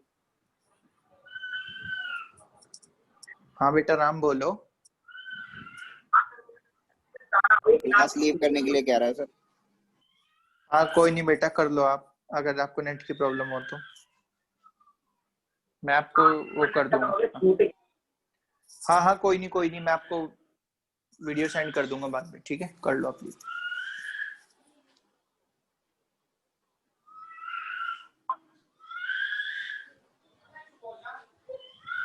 बच्चों इतना समझ में आया ना? आगे चलें? जी सर। चलो चलो चलो चलो। बहुत सुंदर बच्चे, बहुत सुंदर। तुम लोग बहुत ही होशियार बच्चे हो, एकदम सब कुछ समझ लेते हो। पता नहीं टेस्ट में लेकिन 4-4 नंबर क्यों आते हैं तुम लोगों के। मैं इरेज कर रहा हूँ ये वाला क्वेश्चन, ठीक है? क्या क्या इरेज करूं भाई? नासिर जंग मर गया तो इसे इरेज कर देते हैं ना, ये मर गया तो इसे भी इरेज कर देते हैं हम लोग। सलावत जंग जिंदा है, इधर अनवरुद्दीन मर गया तो इसको इरेज कर देते हैं हम लोग। चांद साहब जिंदा है तो चांद साहब हम लोग रख लेते हैं, है कि नहीं बच्चों? बोलो यस कि नो? Yes sir. ठीक है, चलो बच्चों आगे की स्थिति को समझते हैं। और अब यहाँ पर एक टर्निंग पॉइंट आएगा, क्योंकि ब्रिटिशर्स को लगने लगा कि फ्रेंच ईस्ट इंडिया कंपनी का गवर्नर डुप्ले ज्यादा तेज है और मोर्स उसके हिसाब से सही फिट नहीं बैठ रहा है, तो मोर्स को इन्होंने हटा दिया। और मोर्स की जगह पे कौन सा नया गवर्नर लेके आए? तो आप लोगों ने नाम सुना होगा ना, उसका नाम पक्का यहाँ तो नहीं सुना होगा, आगे चलकर सुना होगा। भगत सिंह, सुखदेव एंड चंद्रशेखर आजाद ने एक व्यक्ति को मार दिया था लाहौर में, क्या नाम था उसका?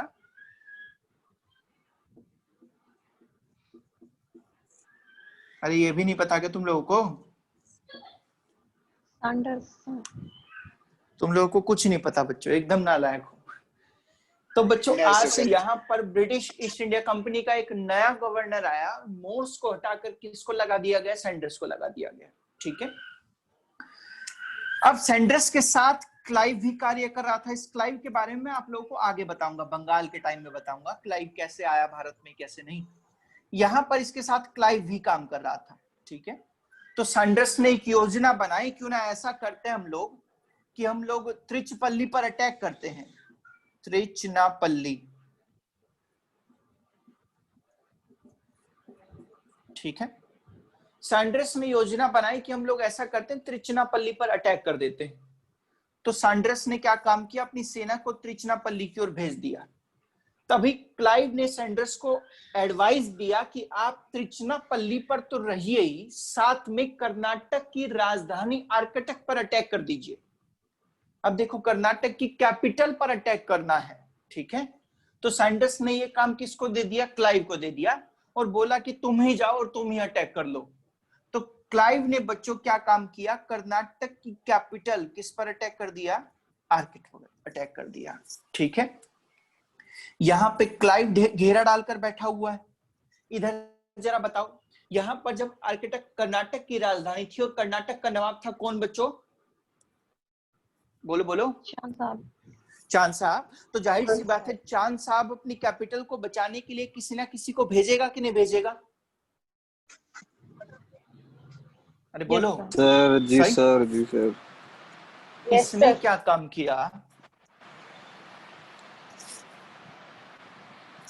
ये कर्नाटक का कैपिटल है, इस पे घेरा डाल लिया किसने? क्लाइव ने। इस चांद साहब ने क्लाइव को हराने के लिए और अपनी राजधानी को बचाने के लिए अपने लड़के को भेज दिया जिसका नाम था रजा खां। अब रजा खां ने चारों ओर से घेर दिया क्लाइव को।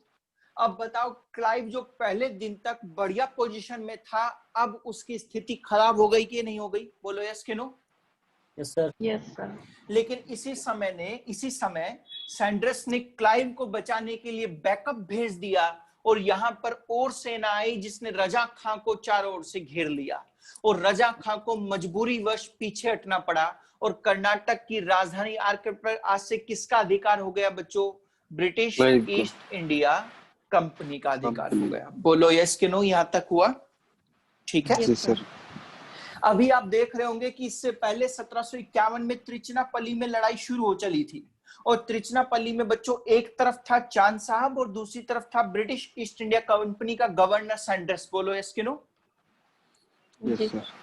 अब आर्किटेक्ट तो जीत लिया है, अब दूसरी बारी किसकी आएगी? त्रिचनापल्ली की, ठीक है। तो बच्चों यहां पर एक बैटल हुआ जिसका नाम पड़ता है the battle of Trichinopoly, Trichinopoly का युद्ध। इसमें एक तरफ था बच्चों चांद साहब कर्नाटक का नवाब, प्लस इसकी मदद करने आया था एक फ्रांसीसी कमांडर जिसका नाम था कमांडर ला। ये नाम है कमांडर ला, ठीक है।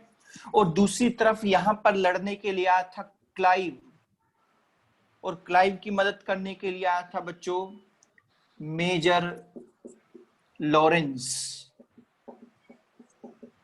ठीक है। यहां पर इन दोनों के बीच में युद्ध हुआ और इस युद्ध में चांद साहब को निपटा दिया गया, ठीक है। कमांडर ला को हरा दिया गया।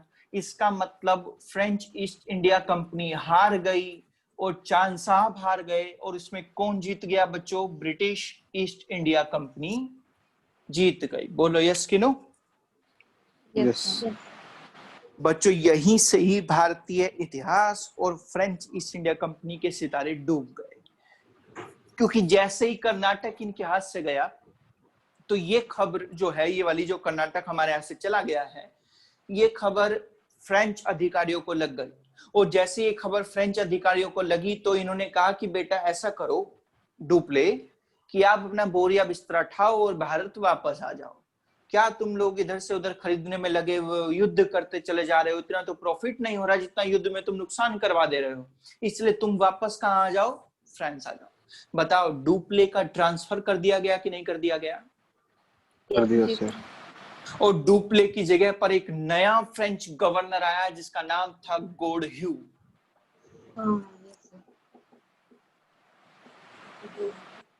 ये बच्चों एक नया गवर्नर था, ये फ्रेंच गवर्नर था नया, ठीक है। गोडह्यू इतना महाबकवास गवर्नर था जिसका कोई हद नहीं।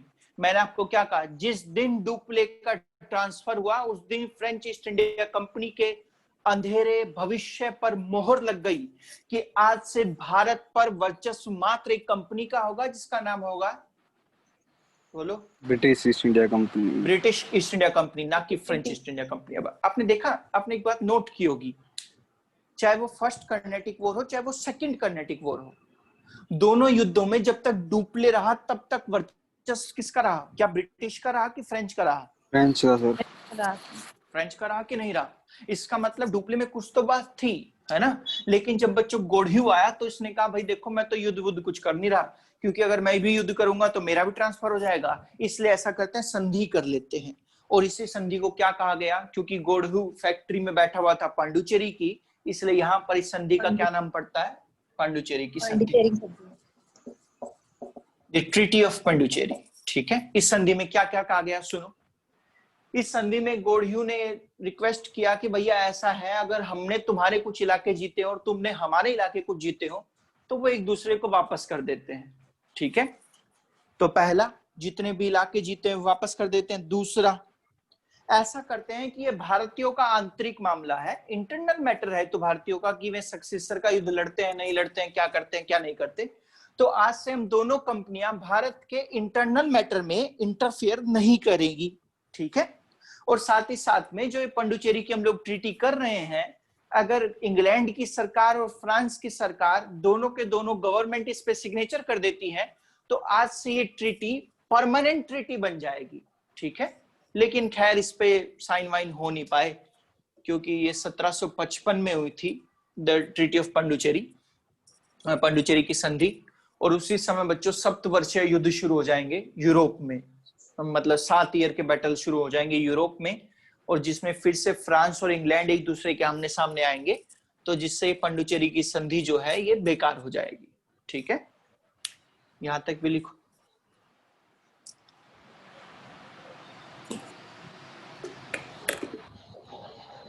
अरे एक बार त्रिचिनापल्ली की लड़ाई से दोबारा बताना। Trichinopoly, yes sir. त्रिचिनापल्ली की लड़ाई में ब्रिटिश जीत गए, और ब्रिटिश जैसे जीते तो लॉर्ड डुप्ले को वापस बुला लिया गया फ्रांस, और एक नया गवर्नर आ गया जिसका नाम था गोड़हू। इस गवर्नर ने क्या काम किया, इसने लड़ने से तो युद्ध मना कर दिया और एक पांडुचेरी की संधि कर ली 1755 में। और ये पांडुचेरी की संधि में कहा गया कि जो क्षेत्र जीते हुए हमने एक दूसरे के, वो हम लोग वापस कर देंगे, और इंडियंस के आंतरिक इंटरनल मैटर में इंटरफेयर नहीं करेंगे आज से। और अगर दोनों सरकार इससे सहमत होती है इस ट्रीटी से, तो दोनों सरकार इस पे सिग्नेचर करेंगी, तो आज से ये परमानेंट ट्रीटी बन जाएगी। ठीक है, बस ये हुआ।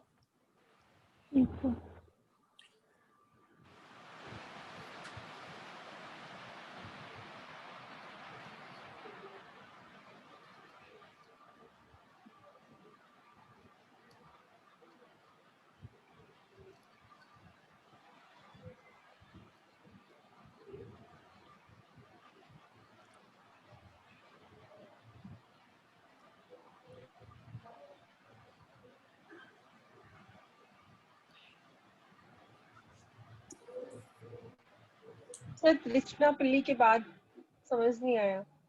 त्रिचिनापल्ली के बाद मैडम लिखो, मैं बता देता हूँ। चलो त्रिचिनापल्ली के बाद, अच्छा लिखने में समझ में नहीं आ रहा कि वैसे ही समझ में नहीं आया बोर्ड पर?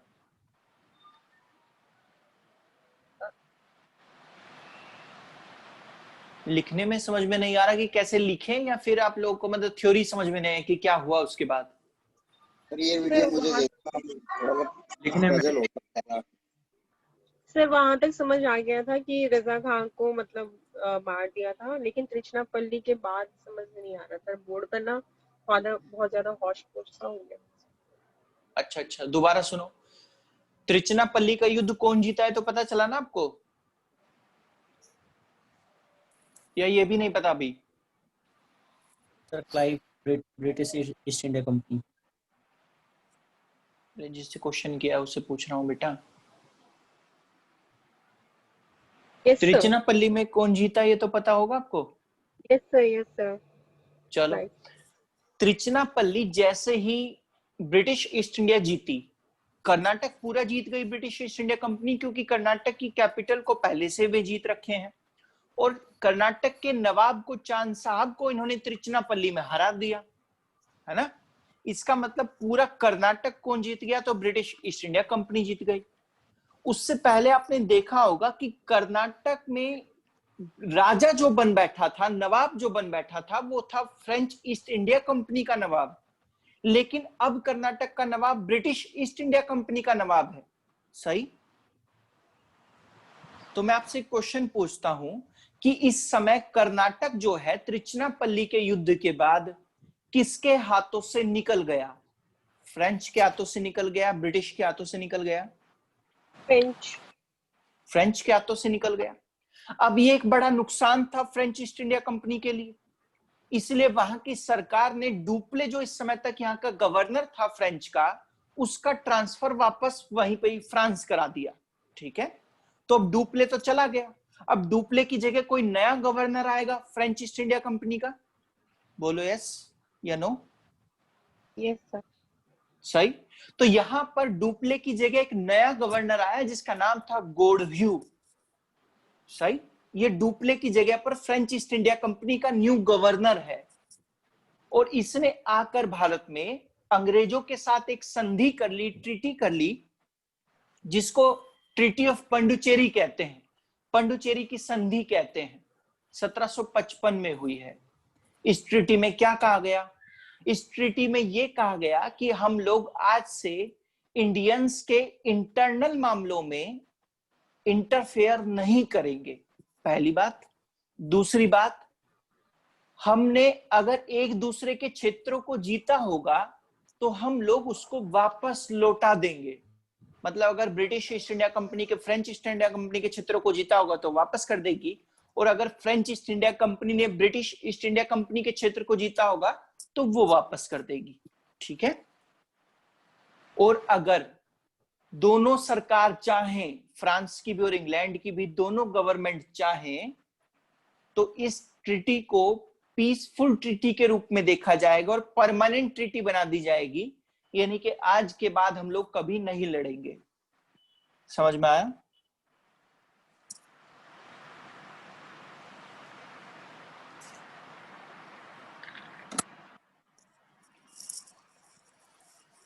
बच्चों समझ में आया या कोई प्रॉब्लम है अभी भी? जी सर। जी सर, मतलब प्रॉब्लम है? सर रजा खां किस राजा का बेटा था? है बेटा?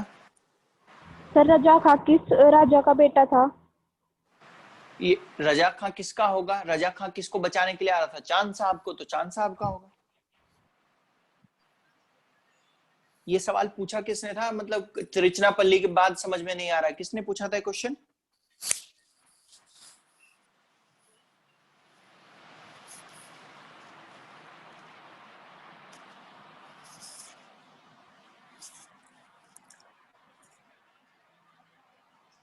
अरे बच्चों, ये क्वेश्चन किसने पूछा था कि ये इसके बाद समझ में नहीं आ रहा है? नेटवर्क चला गया। कोई नहीं सर, आप कंटिन्यू कर लीजिए, मैं बाद में फिर ओके मैम।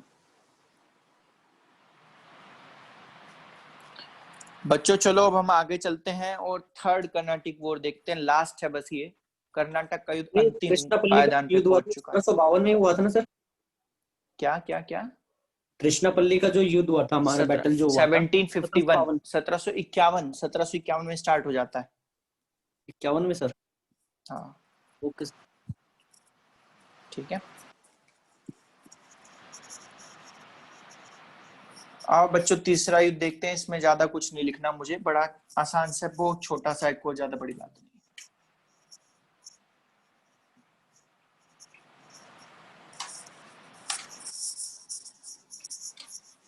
सर ये जो आपने पहले बताया था, क्या बताया था मैंने पहले? बताओ। नासिर जंग और ये मुजफ्फर जंग को मार, हाँ। ये 51 से पहले का है ना सर? ये सब 51 से पहले हो रहा था। त्रिचनापल्ली से लड़ाई मानी जाती है कर्नाटक की। अच्छा सर, ठीक है। ठीक है सर। अब हम लोग पढ़ते हैं बच्चों, थर्ड लास्ट है ये आपके लिए। मतलब कर्नाटक, मतलब ये इससे पता चल जाएगा कि फ्रेंच कहाँ स्टैंड कर रहे थे भारत में और ब्रिटिश कहाँ स्टैंड कर रहे थे भारत में। ठीक है जी सर। तृतीय कर्नाटक का युद्ध यानी कि थर्ड कार्नेटिक वॉर।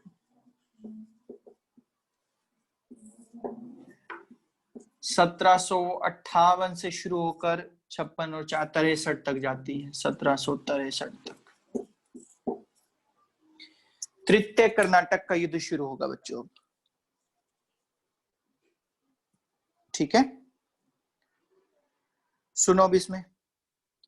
यहां पर अगर इस युद्ध को मैं देखूं ध्यान से, तो फर्स्ट कर्नाटक वॉर में जैसे आप लोगों ने देखा कि वहां पर भी बैटल ऑफ ऑस्ट्रिया के उत्तराधिकारी का युद्ध लड़ा जा रहा था यूरोप में, ऐसे यहाँ पर भी थर्ड कर्नाटक वॉर क्यों लड़ा गया? क्योंकि यूरोप में एक युद्ध लड़ा जा रहा था जिसका नाम था बैटल ऑफ 7 ईयर्स, मतलब सप्तवर्षीय युद्ध।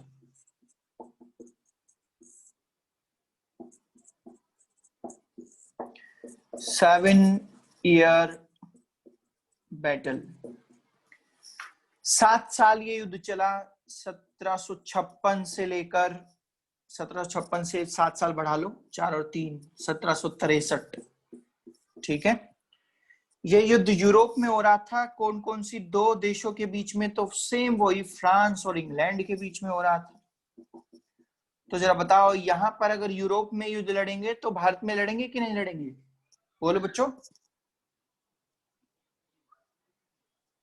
जी सर। सही। इसका मतलब यहां पर भी भारत में भी लड़ाइयां शुरू हो जाएंगी। तो मैंने 1758 से क्यों लिखा इसको? तो क्योंकि 1758 से लड़ाइयां शुरू हुई थी, इसलिए मैंने ऐसा लिखा। ऐसा हुआ, अंग्रेजों ने देखा कि यहाँ पर तो फ्रेंच कंपनी जो है कमजोर पड़ गई है, इसलिए अंग्रेजों ने क्या काम किया? बंगाल पर भी अटैक कर दिया।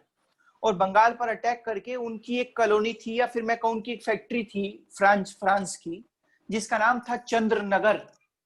और इन्होंने इस बंगाल की फैक्ट्री पर भी कब्जा कर लिया जाकर, ठीक है। तो जो चंद्रनगर, जो बंगाल की फैक्ट्री थी फ्रांसीसियों की, आज से वो किसकी हो गई? ब्रिटिशर्स की हो गई। बोलो यस के नो? अरे बोलो। जी सर। तो चंद्रनगर आज से किसकी हो गई? तो ब्रिटिश ईस्ट इंडिया कंपनी की फैक्ट्री हो गई। इससे पहले ये फ्रांस ईस्ट इंडिया कंपनी की फैक्ट्री हुआ करती थी, ठीक है। अब फ्रांस को समझ में आया कि यार ये तो भारत में ऐसे तो हमारी सारी फैक्ट्रियों पर कब्जा कर लेंगे। जब इन्होंने बंगाल की फैक्ट्री को नहीं छोड़ा तो ये और फैक्ट्री कहां छोड़ेंगे? तो अब इसके बाद क्या हुआ? यहां पर काउंट डी लाली को भेजा गया।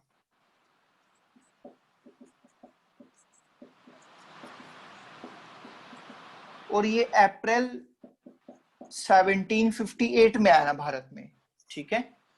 इन्होंने क्या काम किया? काउंट डी लाली को एक बड़ी सी सेना दी फ्रांस ने और भारत भेज दिया, और कहा गया कि जाओ बेटा तुम अंग्रेजों से लड़ो, है ना। अब ये भैया उससे बड़ा मूर्ख निकला, काउंट डी लाली। ये जब काउंट डी लाली आया तो इसने सोचा कि पहले मैं कर्नाटक पर अटैक कर दूंगा, और जैसे ये कर्नाटक पर अटैक करने गया तो वहां पर बस रुक कर रह गया, ठीक है। इसने क्या काम किया? कर्नाटक की कैपिटल को घेर लिया। मैंने आपकी कर्नाटक की कैपिटल बताई थी, आर्किटेक्ट है, सही। अंग्रेजों ने पीछे से और सेना बुला ली। एट लास्ट काउंट डी लाली को वहां से भागना पड़ा। अब बताओ, काउंट डी लाली वहां से भाग रहा है, इसका मतलब पहली नजर में पता चल गया कि कमजोर कौन है? बोलो। फ्रांस। काउंट डी लाली कमजोर है, सही। और जैसे बच्चों काउंट डी लाली कमजोर है तो एक लास्ट बैटल होता है यहाँ पर 1763 में। इसी को बॉडी वॉश का युद्ध कहते हैं। बॉडी वॉश करना अपनी, ठीक है। नीचे लिख देता हूं, बॉडी वॉश का युद्ध 1763। और इस युद्ध में एक तरफ ब्रिटिश ईस्ट इंडिया कंपनी और दूसरी तरफ फ्रेंच ईस्ट इंडिया कंपनी, इन दोनों में युद्ध हुआ। और इस युद्ध में कौन जीत गया?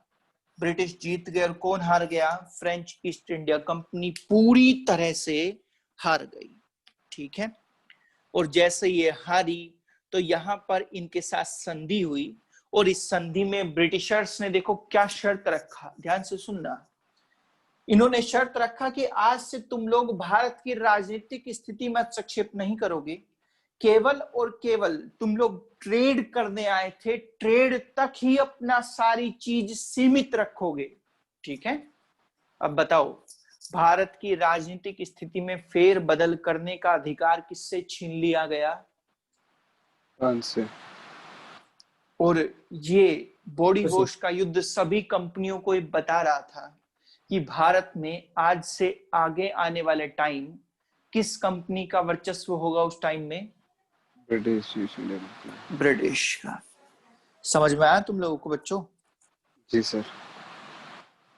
बहुत सुंदर। सर ये लास्ट वाला दोबारा बता दीजिए। कौन सा?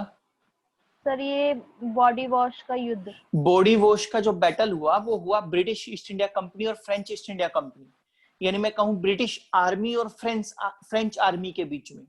और इसमें फ्रेंच आर्मी हार गई और कौन जीत गया? ब्रिटिश ईस्ट इंडिया कंपनी या ब्रिटिश आर्मी जीत गई। ठीक है, जैसे ये जीती तो यहाँ पर एक ट्रीटी हुई, एक संधि हुई इस युद्ध के बाद। किस किस के बीच में? तो इंग्लैंड और फ्रांस के बीच में एक संधि हुई 1763 में, द ट्रीटी ऑफ पेरिस की संधि हुई। इस संधि में कहा गया कि आज से फ्रांसीसी जो हैं भारत में अपनी सेना नहीं रखेंगे। अब बताओ, सेना नहीं रखेंगे तो युद्ध कहां से लड़ेंगे? बोलो यस या नो। Yes sir. सही।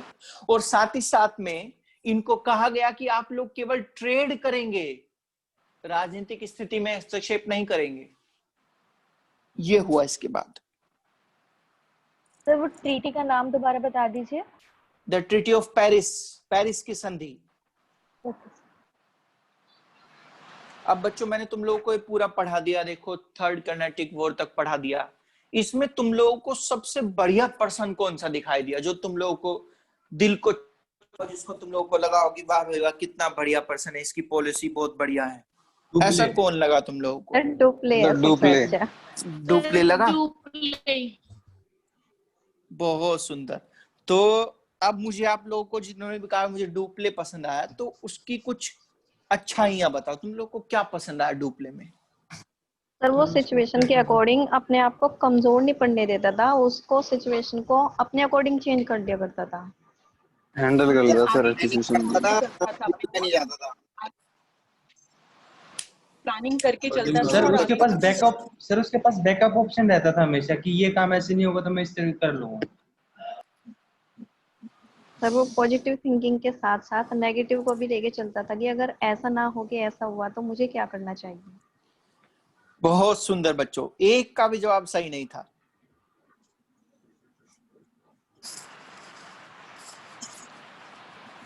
हाँ बताओ क्यों पसंद आया तुम लोगों को डुप्ले? सही नहीं था सर वो अपने मतलब के लिए कुछ भी कर सकता था। अपने मतलब कुछ भी लिखना है ना।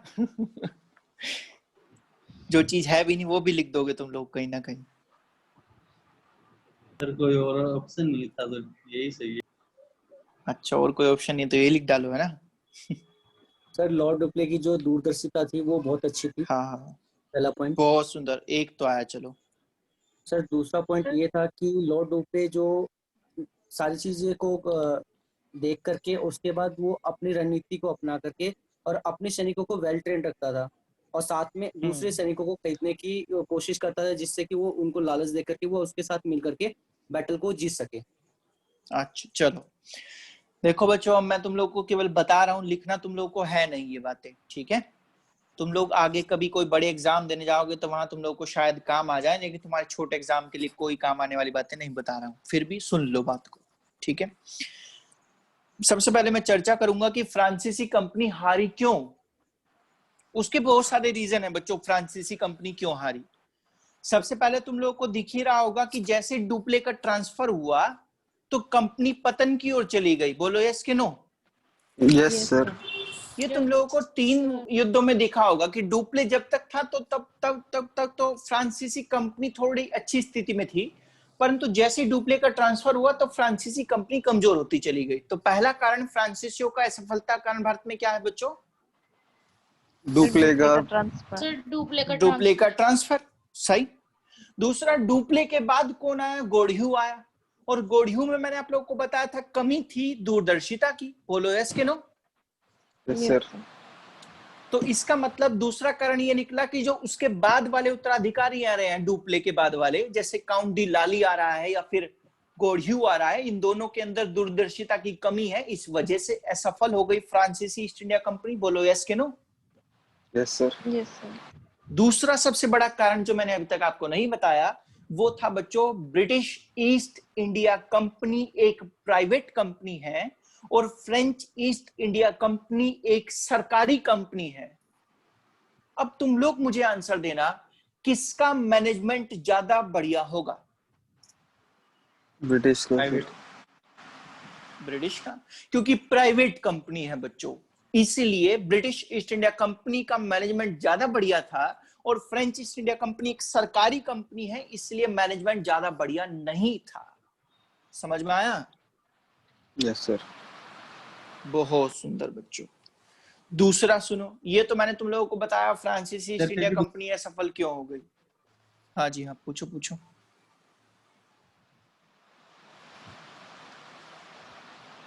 अरे कोई कुछ पूछ रहा है क्या? नहीं, चलो सुनो। ये तो मैंने तुम लोगों को बताया कि फ्रांसीसी ईस्ट इंडिया कंपनी असफल क्यों हो गई।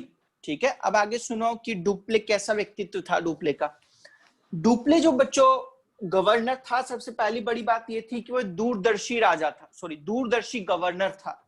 ठीक है, हर किसी के अंदर, व्यक्ति के अंदर ये स्किल नहीं पाया जाता कि वो अपने जब प्लानिंग कर रहा होगा तो उसमें दूर तक की सोच कर चले। ठीक है, और उस समय शेयर मार्केट होती तो डुप्ले बढ़िया मुनाफा कमा लेता, क्योंकि वो दूर तक सोच के चलता।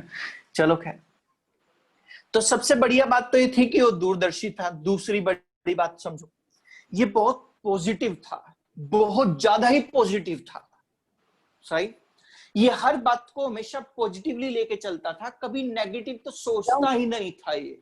ठीक है, दूसरी बड़ी बात देखिए, ये जो डुप्ले था बच्चों, यहां पर सबसे पहले कौन सी ट्रीटी का इस्तेमाल करता है? तो सहायक संधि का इस्तेमाल करता है, यानी कि युद्ध लड़ने के लिए राजाओं के साथ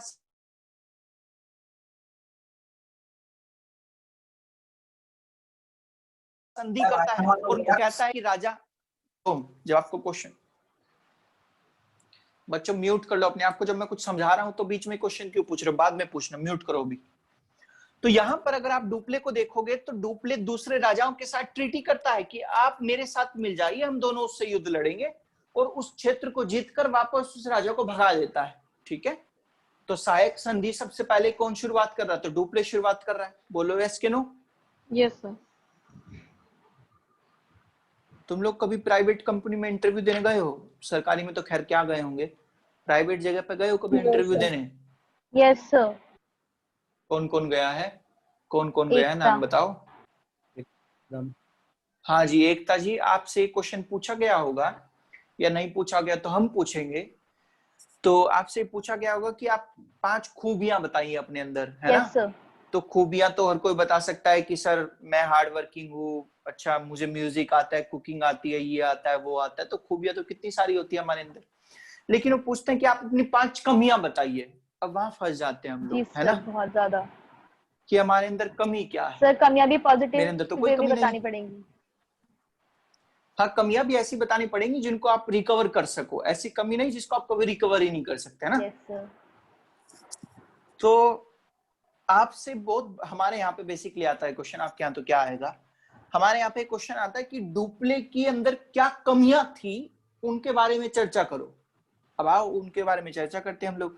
डुप्ले जो था पहला, बहुत ज्यादा पॉजिटिव था, कभी कभी इतना ज्यादा पॉजिटिव सोच लेता था कि ओवर कॉन्फिडेंस हो जाता था। बोलो यस कि नो? पहली कमी। Yes sir.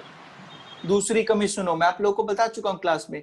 दूसरी कमी डुप्ले के अंदर ये थी कि वो प्लानिंग तो करता था, लेकिन उसको एग्जीक्यूट करने के लिए कभी युद्ध में भाग लेता ही नहीं था। बोलो यस कि नो? Yes sir. तीसरी कमी डुप्ले के अंदर ये थी बच्चों कि इसकी दूरदर्शिता कभी कभी हट धर्मिता बन जाती थी, यानी कि ये पैसा खाया करता था बीच में, और अपने यहाँ पर इसने भ्रष्टाचार से बच्चों बड़ी बड़ी ऊंची ऊंची बिल्डिंगें यूरोप में बनवा रखी थी। बोलो यस कि नो? यस। तो ये सारी इसके अंदर कमियां थी डुप्ले के अंदर। तो मैंने तुम लोगों को डुप्ले के बारे में बताया कि इस प्रकार से डुप्ले आया भारत में और यहाँ से इस तरह से लड़ा गया और ये हुआ। ठीक है, समझ में आया आप लोगों को? इरेज करूं कि उतारा नहीं है अभी तक आप लोगों ने? इरेज करूं या नहीं? कमी ये भी थी, वो अपने वादे से मुकर जाया करता था। हाँ, इसको कमी नहीं कह सकते दरअसल, वो हमारे लिए, राजाओं के लिए हो सकती है वो, लेकिन उस पोजीशन पे खड़े होकर, क्योंकि वो बाहर विदेश का था और वो अपने क्षेत्र को जीतना चाहता है, इसलिए उसके लिए ये बढ़िया बात थी। हमारे लिए बेकार हो सकती है वो।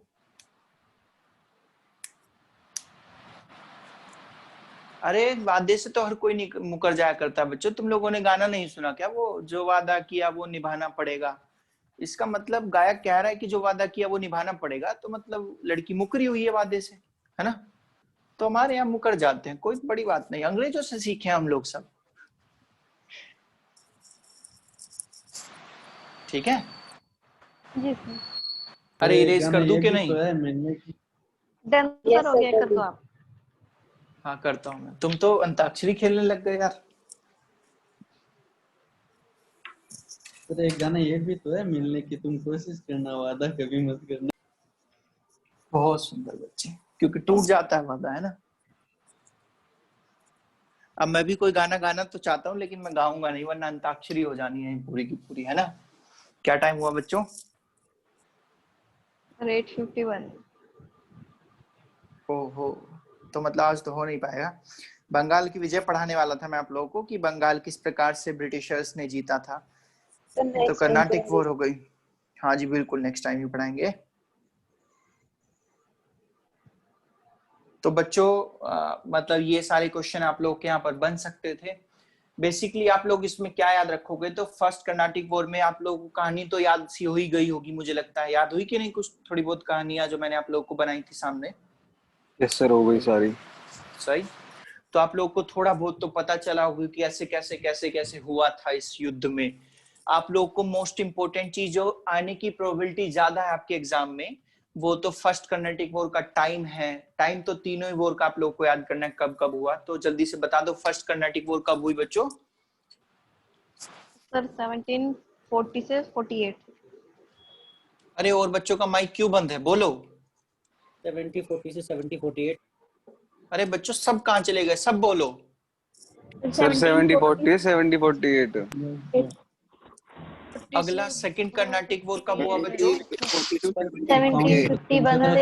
1751 से 55। 1751 से 55 तक। अगला थर्ड कर्नाटिक वॉर कब हुआ बच्चों? 1758 से 63। पहले तो डेट, इसमें फर्स्ट हुआ, इसमें सेकंड हुआ, इसमें थर्ड हुआ। फर्स्ट कर्नाटिक वॉर के बाद कौन सी संधि हुई इस टाइम पे? ट्रीटी बताओ, संधि का नाम। एक्सला-सापेल। 1755 में कौन सी संधि हुई? ट्रीटी, पांडिचेरी की संधि। और इसके बाद 63 में कौन सी संधि हुई? पेरिस की संधि। पेरिस की संधि। ठीक है। इसकी शुरुआत किस कारण हुई? इसकी शुरुआत किस वजह से हुई? इनडायरेक्ट कारण बताना। इसकी शुरुआत किस कारण हुई? ऑस्ट्रिया के उत्तराधिकारी का युद्ध। उत्तराधिकारी के लिए। इसकी शुरुआत किस कारण हुई? तो हैदराबाद और कर्नाटक में उत्तराधिकारी का युद्ध हो रहा था। उत्तराधिकारी के लिए सर। इसमें इसकी शुरुआत किस कारण हुई बच्चों? इसकी बैटल ऑफ 7 years। ब्रिटिश जीत गया। 7 वर्षीय युद्ध। ये भी यूरोप में चल रहे थे, और किस किस के बीच? फ्रांस और इंग्लैंड के बीच चल रहे थे। ठीक है बच्चों, ये सब कुछ आप लोग को याद रखना है। मेरी नजर में देखा जाए तो आपके एग्जाम में अगर यहाँ से क्वेश्चन बनेगा तो मोस्ट प्रोबेबली इन हिस्सों से बनने की संभावना सबसे ज्यादा होती है। ठीक है,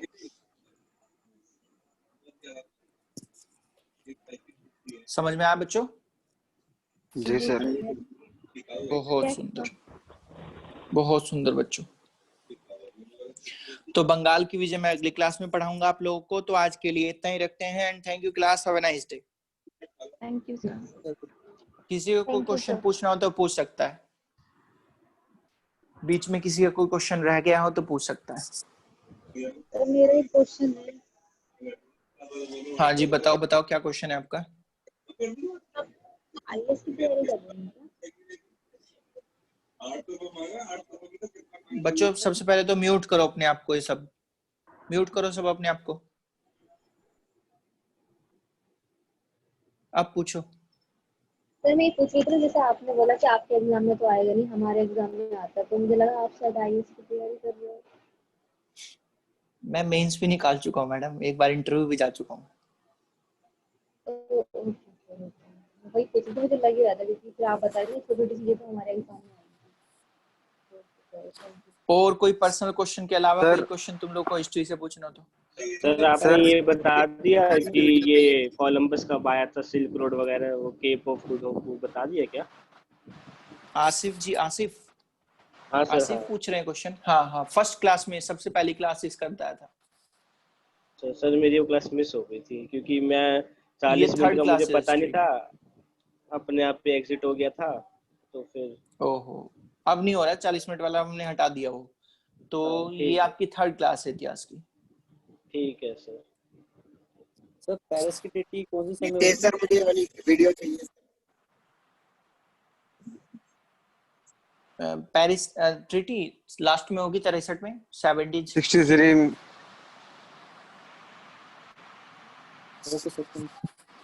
सर वो स्टार्टिंग का पोर्शन नहीं पढ़ पाया था सर मैं। कोई नहीं बेटा, बैकअप देंगे आपको। जी सर, थैंक यू सर। बच्चों तो आज के लिए इतने ही रखते हैं। Thank class and have a nice day. Thank you sir. आपकी रात्रि शुभ हो। आपकी भी सर।